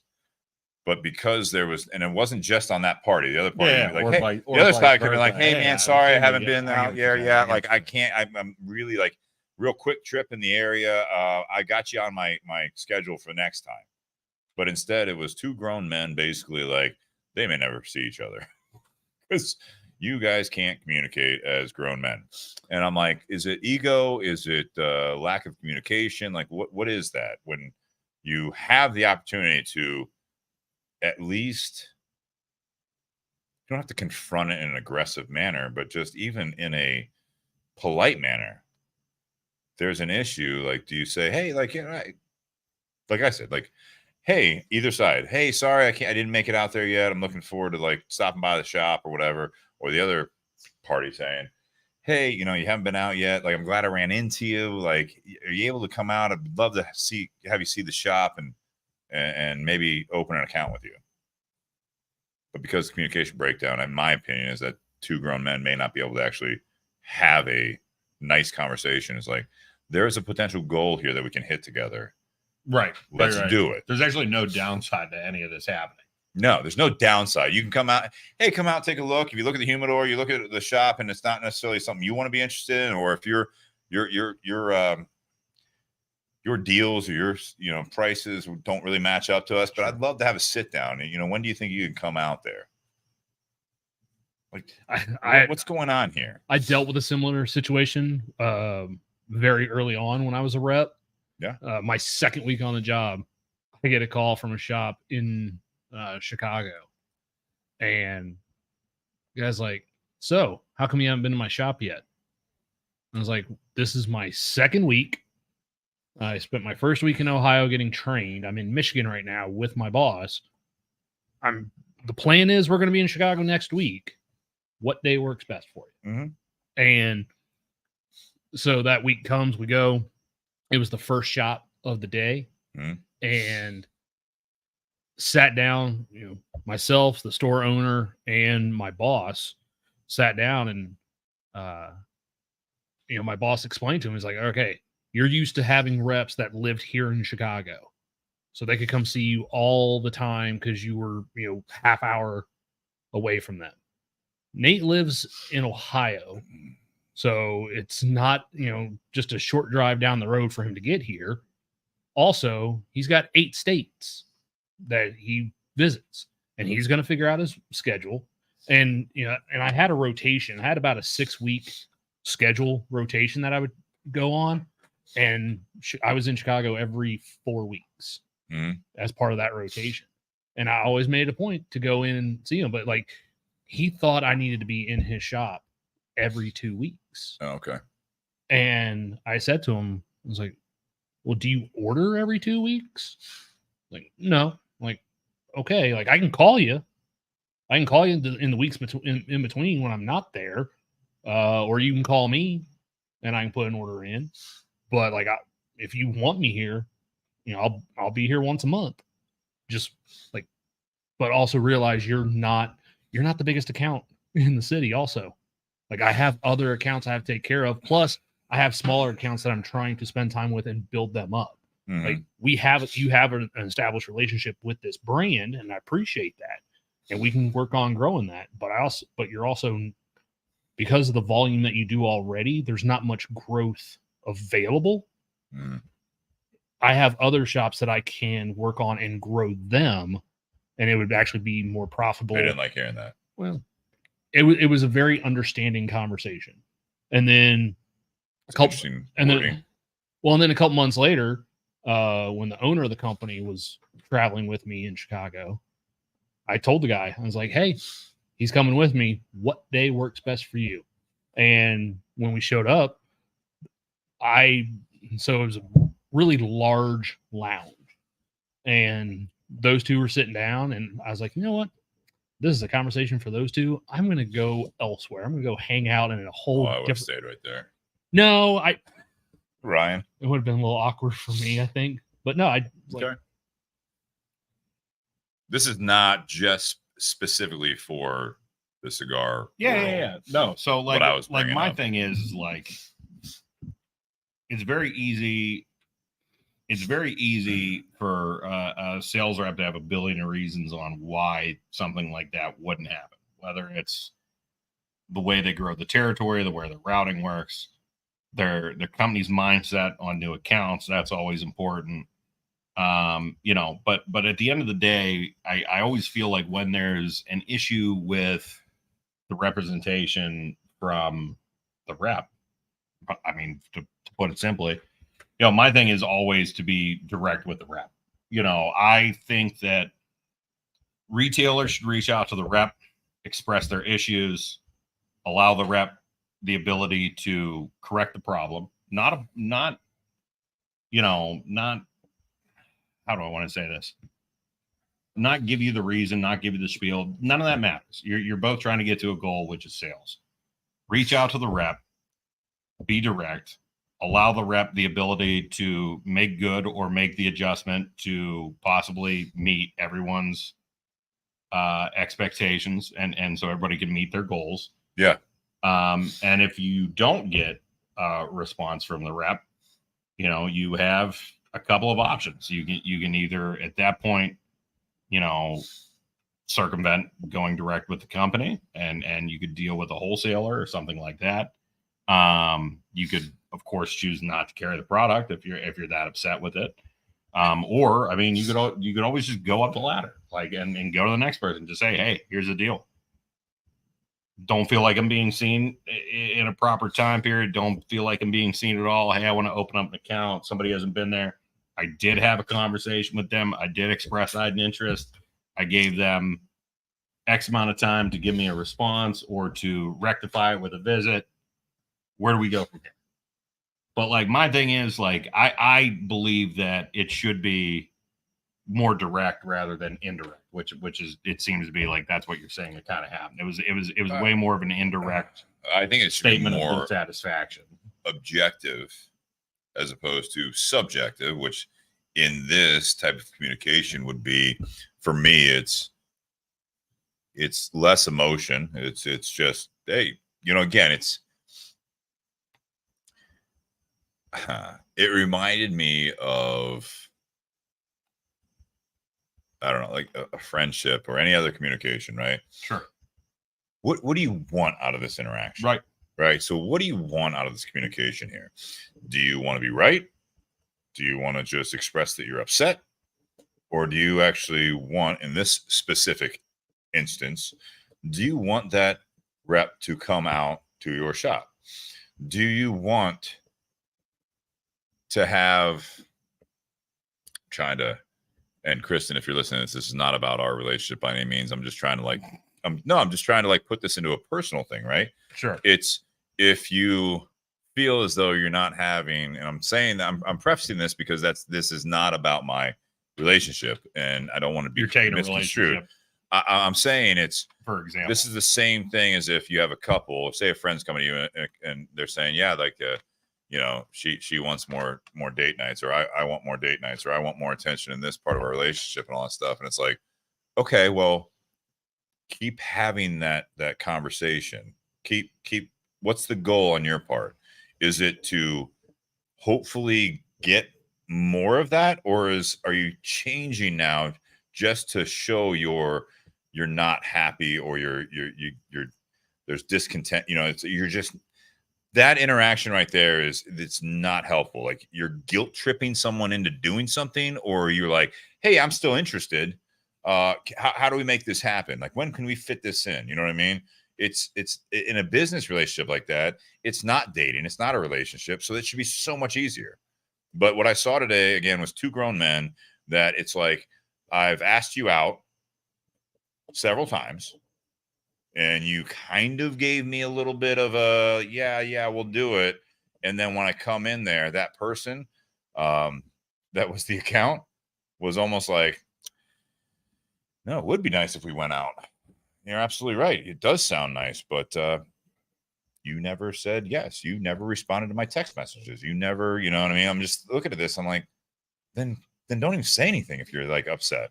No, and I mean, like, don't play hard to get. Don't try to prove that you're upset about this. It's like, especially from a business standpoint, it's like, just, hey, you still gonna stop out?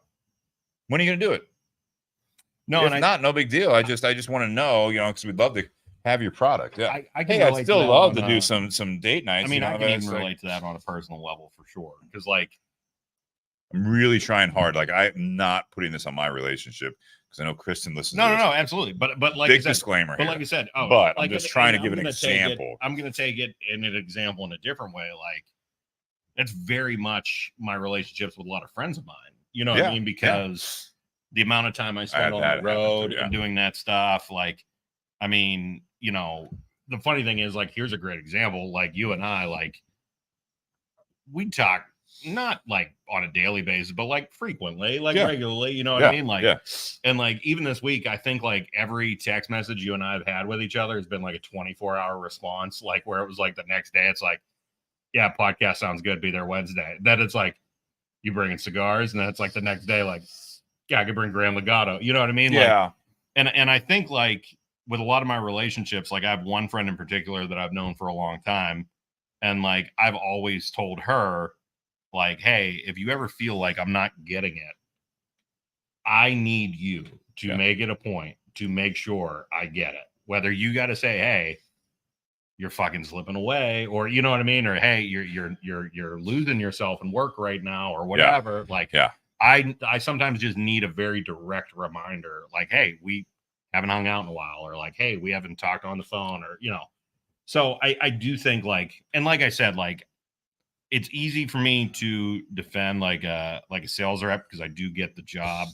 Not saying like every reason that they would have is 100% excusable, but I do know like it gets hectic out there, but at the same time, like, I do think like things have to be done very directly. And, like I've said to you, like a lot of times, like, unfortunately, when things are going well, it's a lot easier to let that kind of stuff fall by the wayside when you have problematic accounts, and like the best accounts, squeaky wheel gets the grease. Correct. Absolutely. And not only that, the loudest squeaky wheel gets the grease. You know what I mean? So if there's a problem and I don't know about it, what did you expect to happen? And if the answer is, well, like, you should know because like you should be around so often, it's like, yeah, to a level, you're right. But like also, as other people are voicing themselves and making themselves priorities, we have to That's also. Where you, And then sooner than later, you end up a week behind schedule, and then God forbid something personal happens that derails everything as well, And to a point with what Nate was saying about that Chicago account, that's one of those things is like, all right, so this is the way I'm planning on doing this. You just have those I call them tough conversations, right? You have that tough conversation. It's like, I didn't realize this is what you're used to or what you need. I'm going to try my best to compromise with you if you're able to give me a little bit, but I didn't realize that you're feeling left out, that I'm not there every 2 weeks in Chicago and all that stuff, because that practical my territory or my time, as a metaphor, is like the time in the day that I have to dedicate towards you. Is if you need, Ryan, you're making a great point, you need a little bit more attention, or at least to address this issue. Let's tackle it right now. Let's do our best, and then we'll try to grow that we're both happy. You know what I mean? That's the whole goal there. But yeah, I mean, I brought that up just because I looked at that today and again, we talked about it before we went live. I looked at it, it was like, that was not the worst, like a shouting match, like you were talking about at a memorial. Yeah. That's the worst way to handle it. No. It's just get louder than the other person. But I mean, the next level down is, no, you never came out to see me. It's like, how old are you?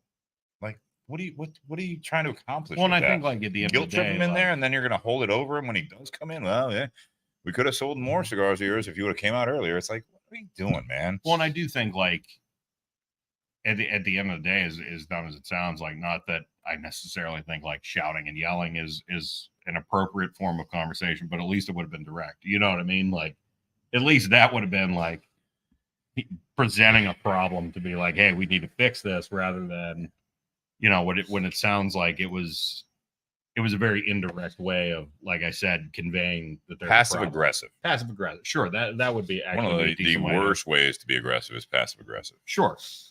And like I said, like at the end of the day, I think like if there's a problem, you have to make it apparent. Like you have to make it apparent. I think that's a big thing. Even, you know, and like I said, that's not just business, that's relationships, you know, like how many times like you and a girl are getting along or whatever, and then she's like, I want to break up because things aren't well. And it's like, well, when did you ever say that? Like, you know what I mean? Like, it's happened. Did you ever just say like things aren't going well? Like, is it something we could fix? Is it something we could work on? But like just saying like this isn't working, and it's like, why? And it's like, well, because of this. And it's like, well, I could have fixed that.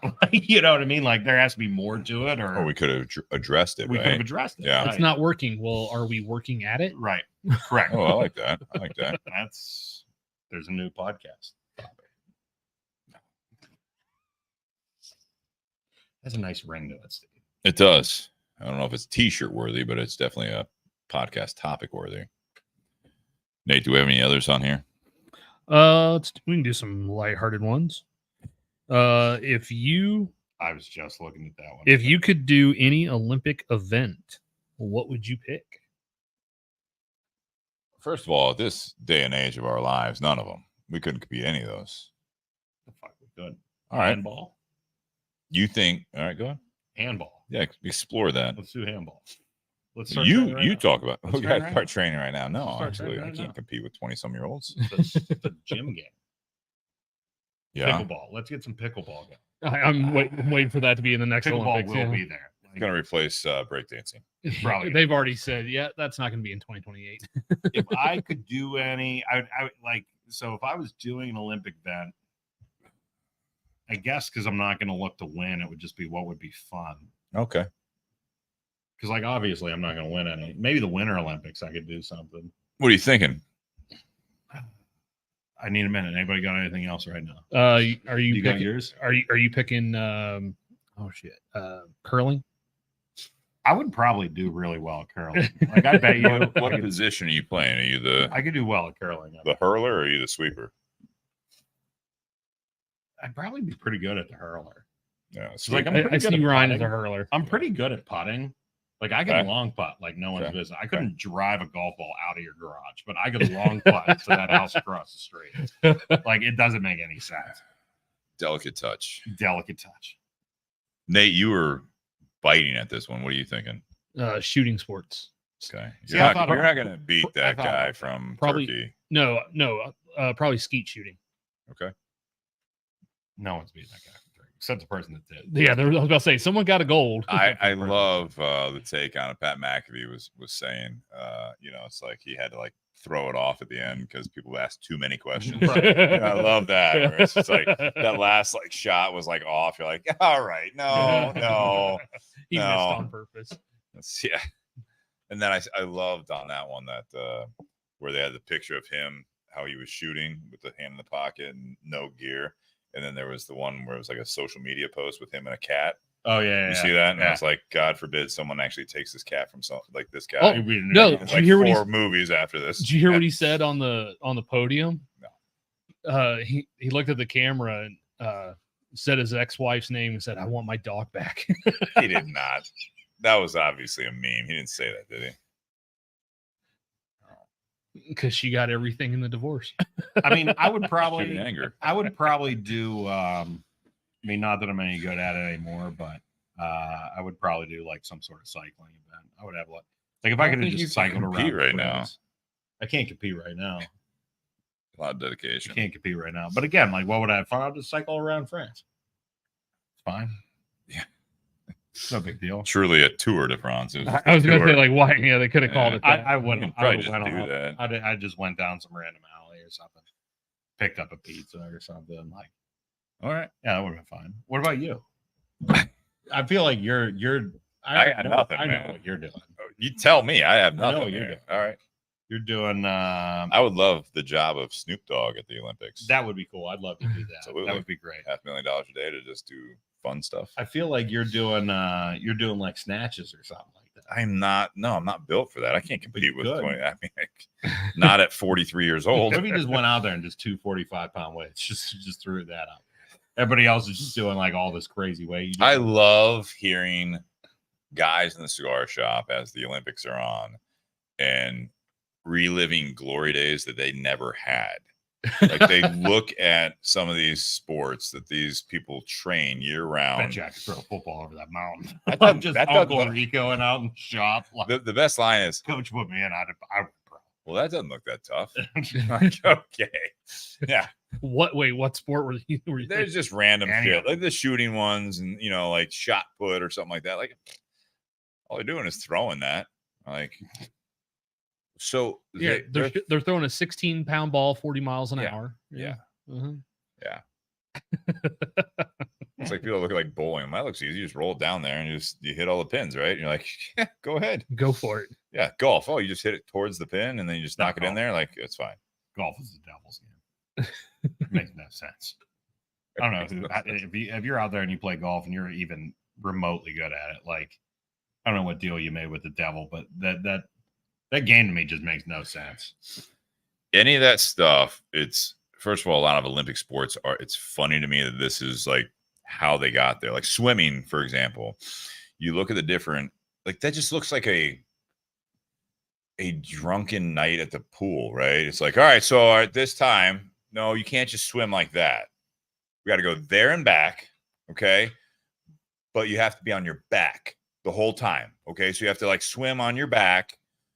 And they're like, Olympic sport, Drunken backstroke. boys making games. Backstroke, you know what I mean? It's like the next one is breaststroke. Like, who would swim with a breaststroke?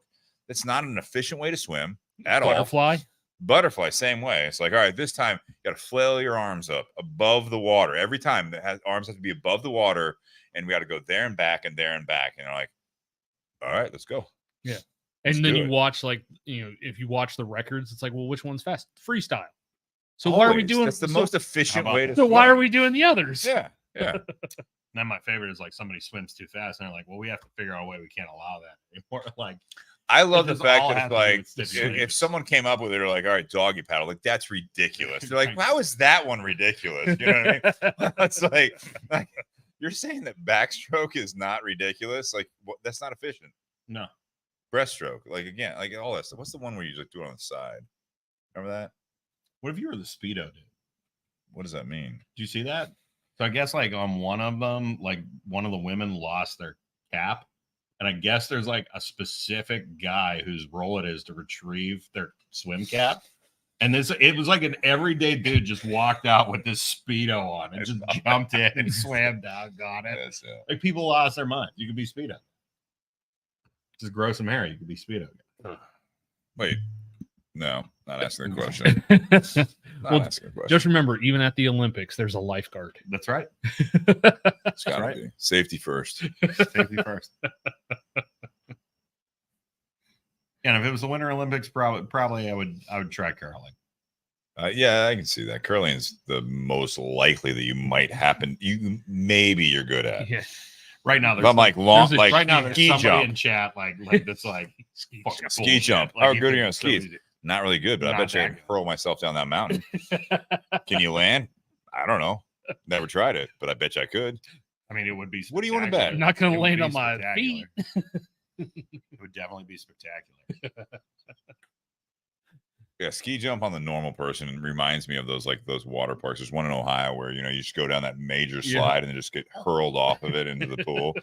You're like, let's do it, man. How many beers have you had? 6? Interpretive dance. Yeah, interpretive dance. That's me all day. The Beer Olympics. What would your event be?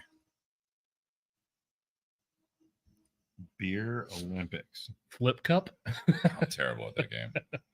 I just make stuff up. Like it's Beer Olympics. It doesn't matter. Just make up games. There's a spider doing like a Mission Impossible rope Right down there? from literally your ceiling. Yeah. That's pretty wild.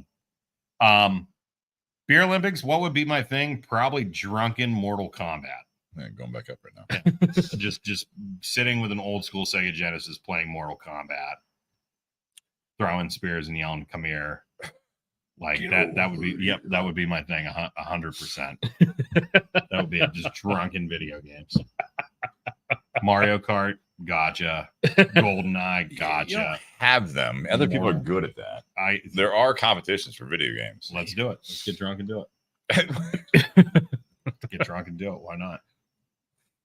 Pull down the screen there and hook up a Super Nintendo. Yeah, why not? Let's do it. I don't have one. Makes sense.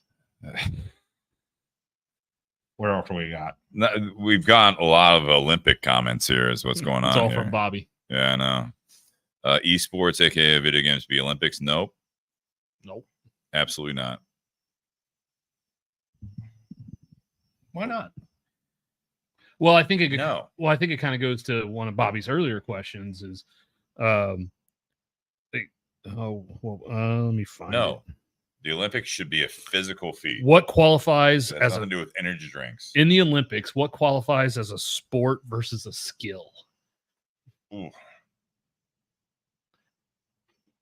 Sport versus skill. So I think those, unfortunately, are hand in hand, in my opinion, because you look at a lot of the track and field one, it's like, how fast can you run? That's a skill. You know what I mean? Like, I can run faster than you in 100 meters, 200 meters, 400 meters, 1,500 meters. It's just, all right. So again, this is the same thing as swimming. It's like, all right, guys, from the end of the court out to Sugar Bush, foot race, let's go. Like, that's not, I don't think that's a sport. You know what I mean? That's just everything that goes into it.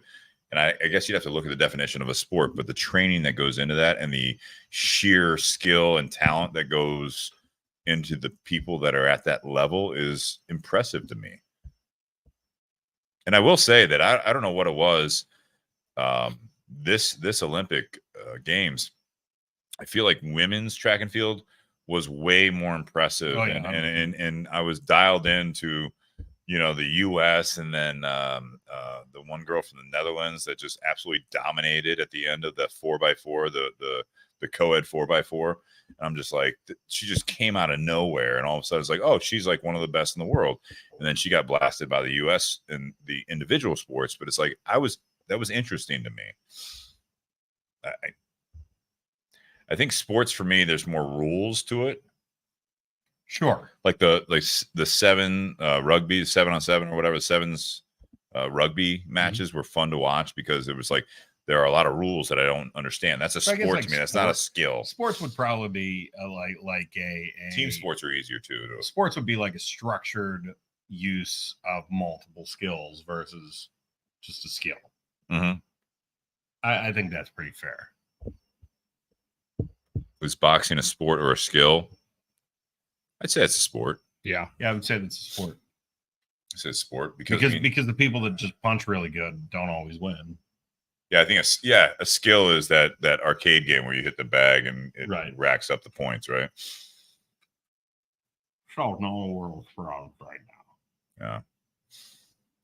It was cool to see that the viewership was up in the Olympics, and it was cool to see, hear people that again in the shop that people were like, man, for 2 weeks, man, I had something to look forward to, just turn on and see what was on. Well, I think even the I don't know what it was this year. I also felt like the celebrities going and stuff like that. Like, I don't remember a lot of that getting mentioned ever before about like Tom Cruise and Ariana Grande and Snoop Dogg and Flavor Flav. Like, you got all these people that are just out there this time. Snoop got paid allegedly. He got paid a lot of money, $500,000 a day, which makes sense. Plus expenses in France, Paris. Plus expenses. I don't think he was staying at like a Motel 6. I don't think he was staying at the Olympic Village. Certainly not. Ooh, brings up another cop. Oh. No, that U.S. guy, the Lyle, the runner, that he came in third, and then all of a sudden he has COVID. Not to say he didn't have COVID, but I'm like, where he won gold in the 100, but third. No, but it's like, and he's also staying in Olympic Village. He was out on the track with all these other people, and now he has a mask on. He has COVID, and everyone was just like, "There's no story behind it." Sorry, I'm go off on that tangent. No story behind it. But like, what about all the other runners? Who also was in the Olympic Village with him? Like, is this not an outbreak and all that stuff? And it's like, no, he had 102 temperature. He had COVID. And you're like, oh, okay. But all the other people around him Didn't. Not even didn't, but like, this is not a big deal that someone had COVID in Olympic Village. There wasn't an outbreak in Paris. Well, somebody must have. Moving on. Somebody must have. Because how'd he get it? Thanks, Fauci. Do we have any others? What? Any other topics we want to wrap it up? What do we want to do here? Your call, man. This is your show. I'm just happy. I just work here. What's the best advice you ever received in a cigar shop?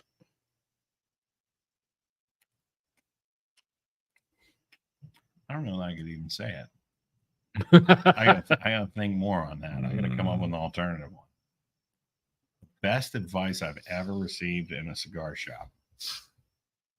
I would say this is kind of a vague answer, but the best advice I've received in a cigar shop is the conversation. So when I was going through a career change, when I was going through marital problems in the past, it was invaluable for me to be able to talk to people that had been through other experiences, and I heard every side of the situation. There was no like, this is what you should do. It was more, this is what I went through, and then you talk to someone else and like, hey, I heard you're going through something. This is what I've been through. And it was just getting different life experiences from people at that time, especially, that had more life experience than I did, that had been through it, and all the responses / advice, they were not all the same. They were personable. They were very personal. They were very much almost vulnerable, that they didn't know how to go through it, but this is what they went through. And you combine all of those different life stories. I think the best advice I had was that there is not one right answer on how to navigate through whatever situation you're going through. But if you want to hear my experience, this is what it was, and this is what I learned from it, and that's it. It's not, this is what you should do. It's, this is what I went through and what I learned from it.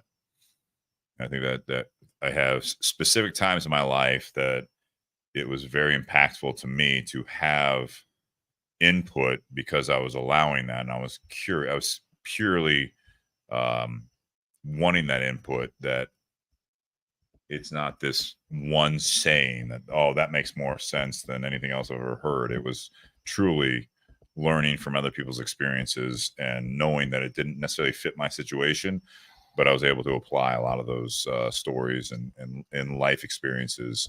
And I think it's very valuable, and I think it's very personable. And I think that's something that's very nice about the cigar community, is that if you don't go in there trying to tell it like it is or think you know more than anyone else. It's purely having those conversations. And that's the basis behind the, part two of this podcast, and always has been for the last 6+ years, is you sit around with people having cigars or having some drinks and doing both, and you start talking about life, is that you might pick some things from different conversations and really learn how it might apply to you. How about you guys? So mine's like pretty recent and pretty specific, and that's probably why it comes to mind.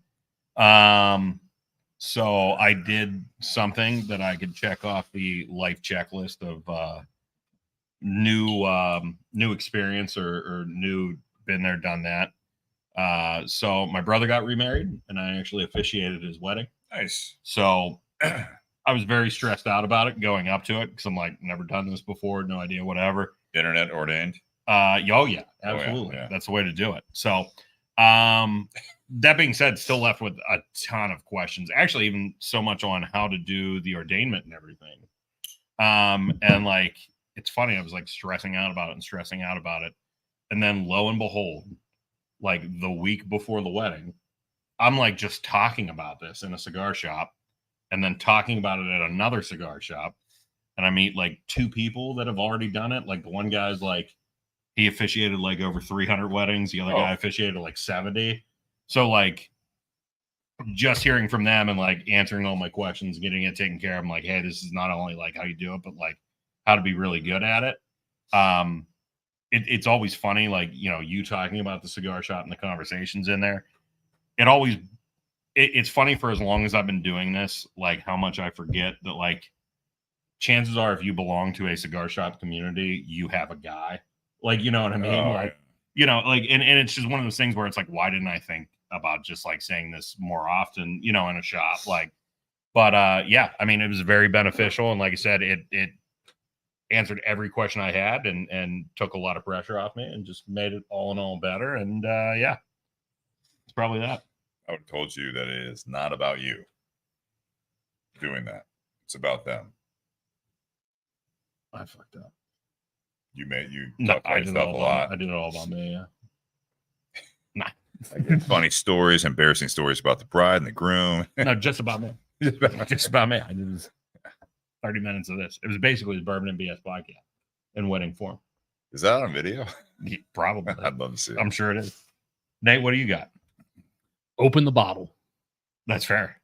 Because from Grimsley. Okay. Grimsley's a big whiskey guy. Yeah. And I was talking about this bottle I bought when I was a rep, and I was going to save it for a special occasion. And he's like, you know what? Special occasion could be it's Tuesday. Yeah. Or, you could be on your way home and truck go left to center and you never would have had it. Oh, so it wasn't just related to whiskeys. It was more of like, don't sit there and tell yourself like, oh, I'm going to wait till the right time to do this. It's like, what's wrong with doing it now? No, I agree with that 100%. I like that. Why wait? It started out about bottles, but then it transitioned from there into other. Oh yeah, that makes sense. Sure. Yeah, absolutely. All right, boys. Let's wrap it up here. Closing remarks, however you want to do it. I want you to go first. That's how I want to do it. Okay. Oh, closing remarks. We've been doing this podcast for a long time, and we've had some comments from like Ray and some loyal listeners that, didn't know we had a podcast tonight. I got to make sure I communicate that a little bit better ahead of time.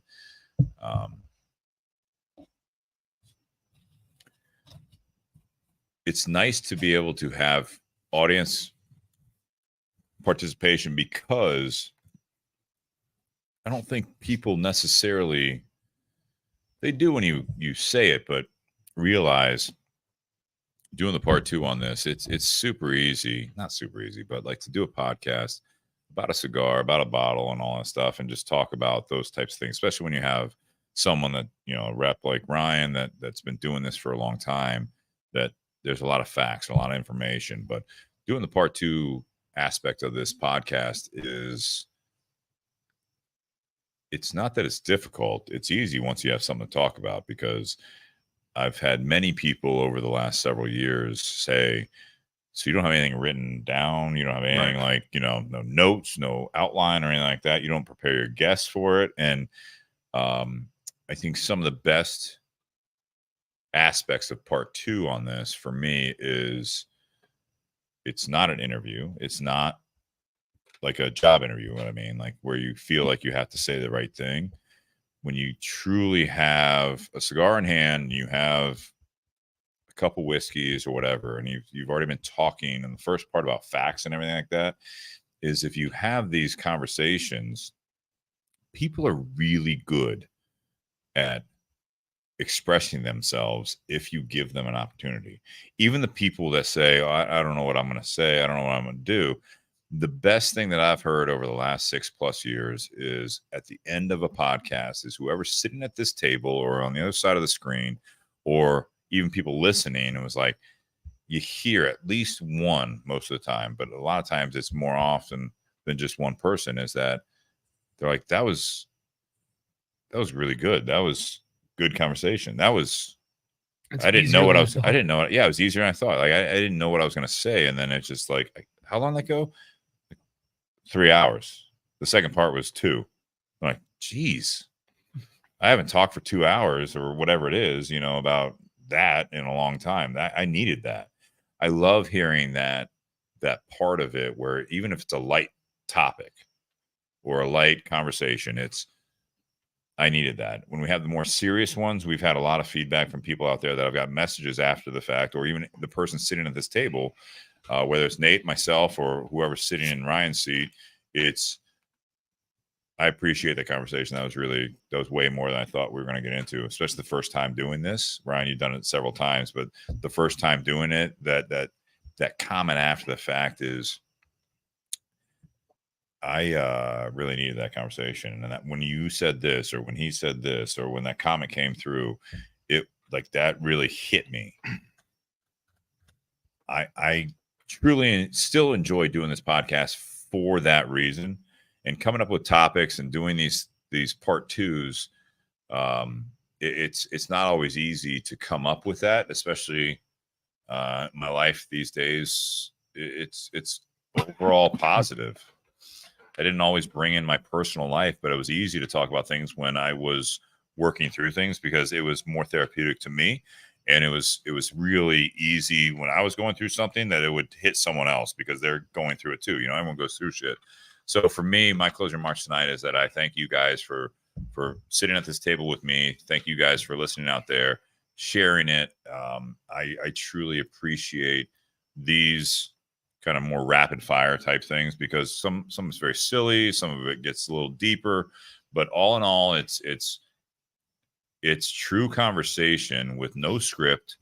It's purely just talking with other individuals, and you never know where the conversation is going to go because there is no agenda on this podcast, especially in part 2. And more often than not these days, I think there is an agenda most of the times that people open their mouths. And it's refreshing to have a relaxing / impactful conversation because it's impactful for reasons you didn't even realize walking into it.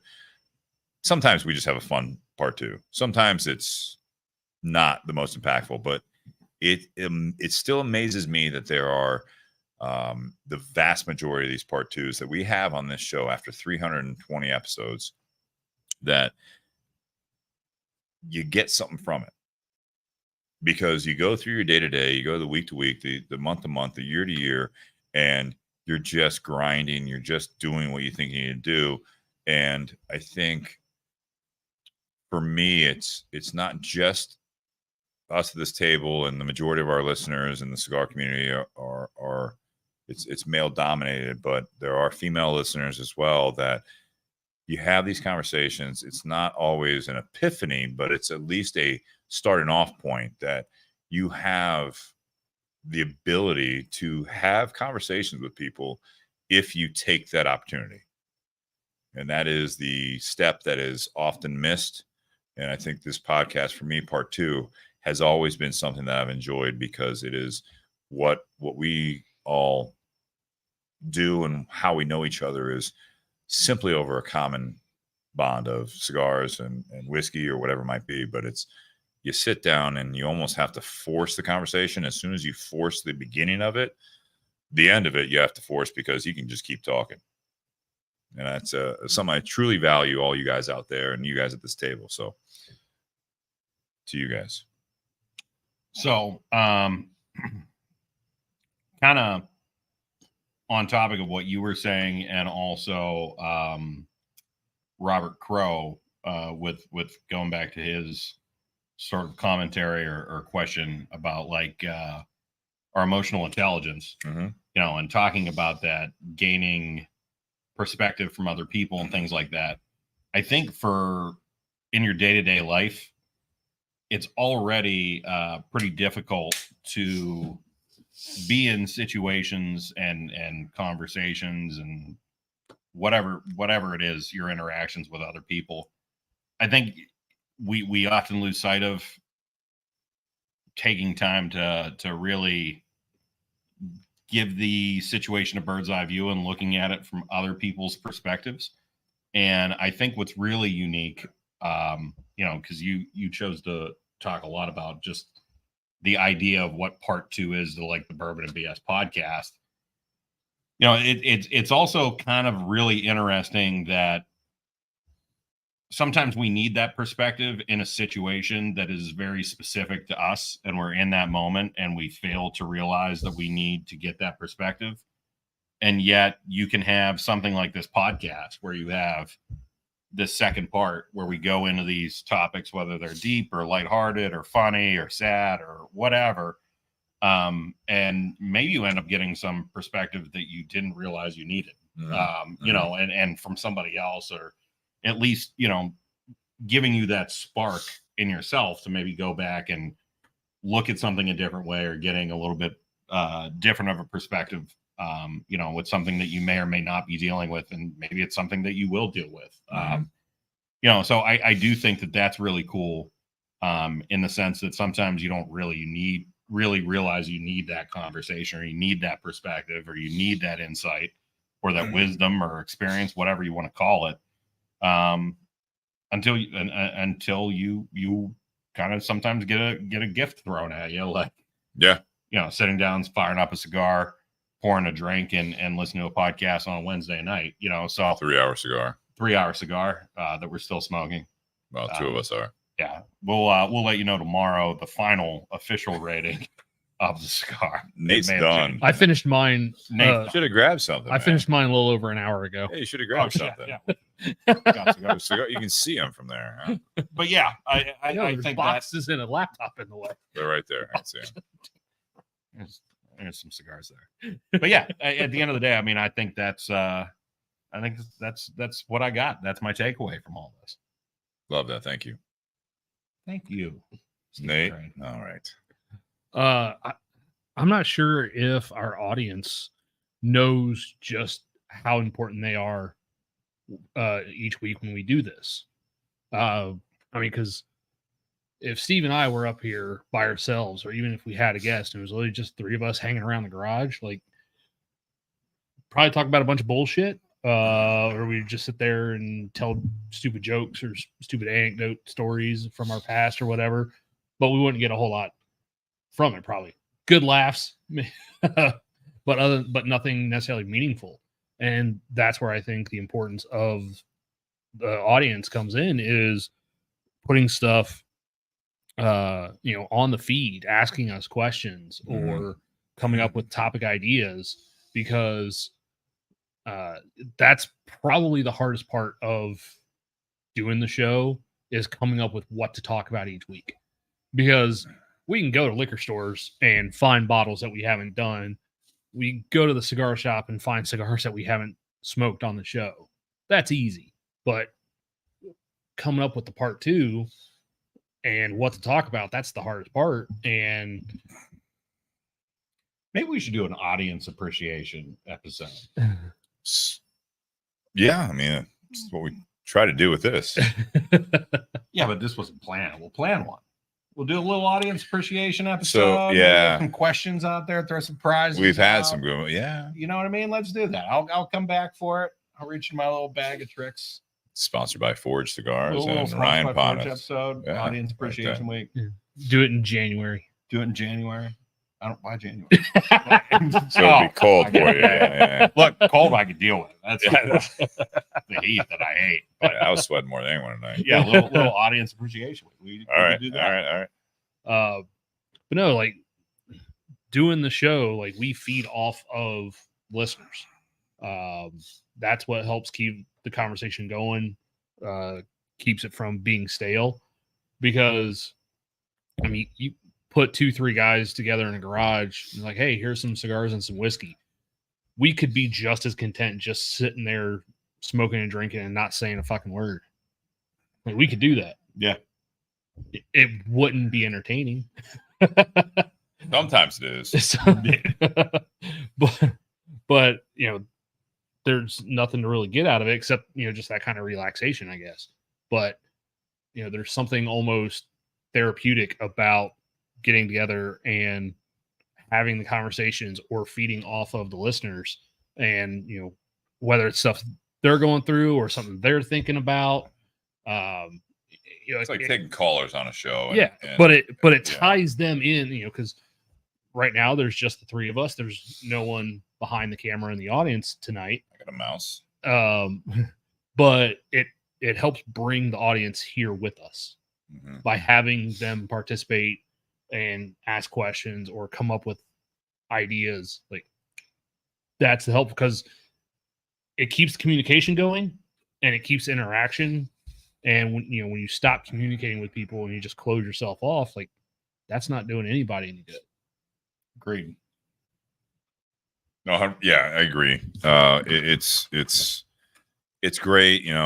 Bobby's saying, after our show, it's when we can. This is something out of everyone's time, and we appreciate everyone's value of their time, and would love to continue to do the show where there's more audience participation. It's obviously getting more people involved in it, but it's actually shocking to me that I look at the Facebook numbers here, and I looked up there, and there's at one point there was more than double. So that means people are watching on YouTube as well. I check the comments, I don't see them, but it's great to see people listening to it, because you're absolutely right, Nate, that we could just sit here and have Ryan over, and back in the past, we had some late nights in the garage without a camera rolling, and there's some good conversation going on there typically. 100%. And that's what we're trying to bring to you guys. So I appreciate everyone out there. Do you need some on that glass for a cheers? Just a little dab.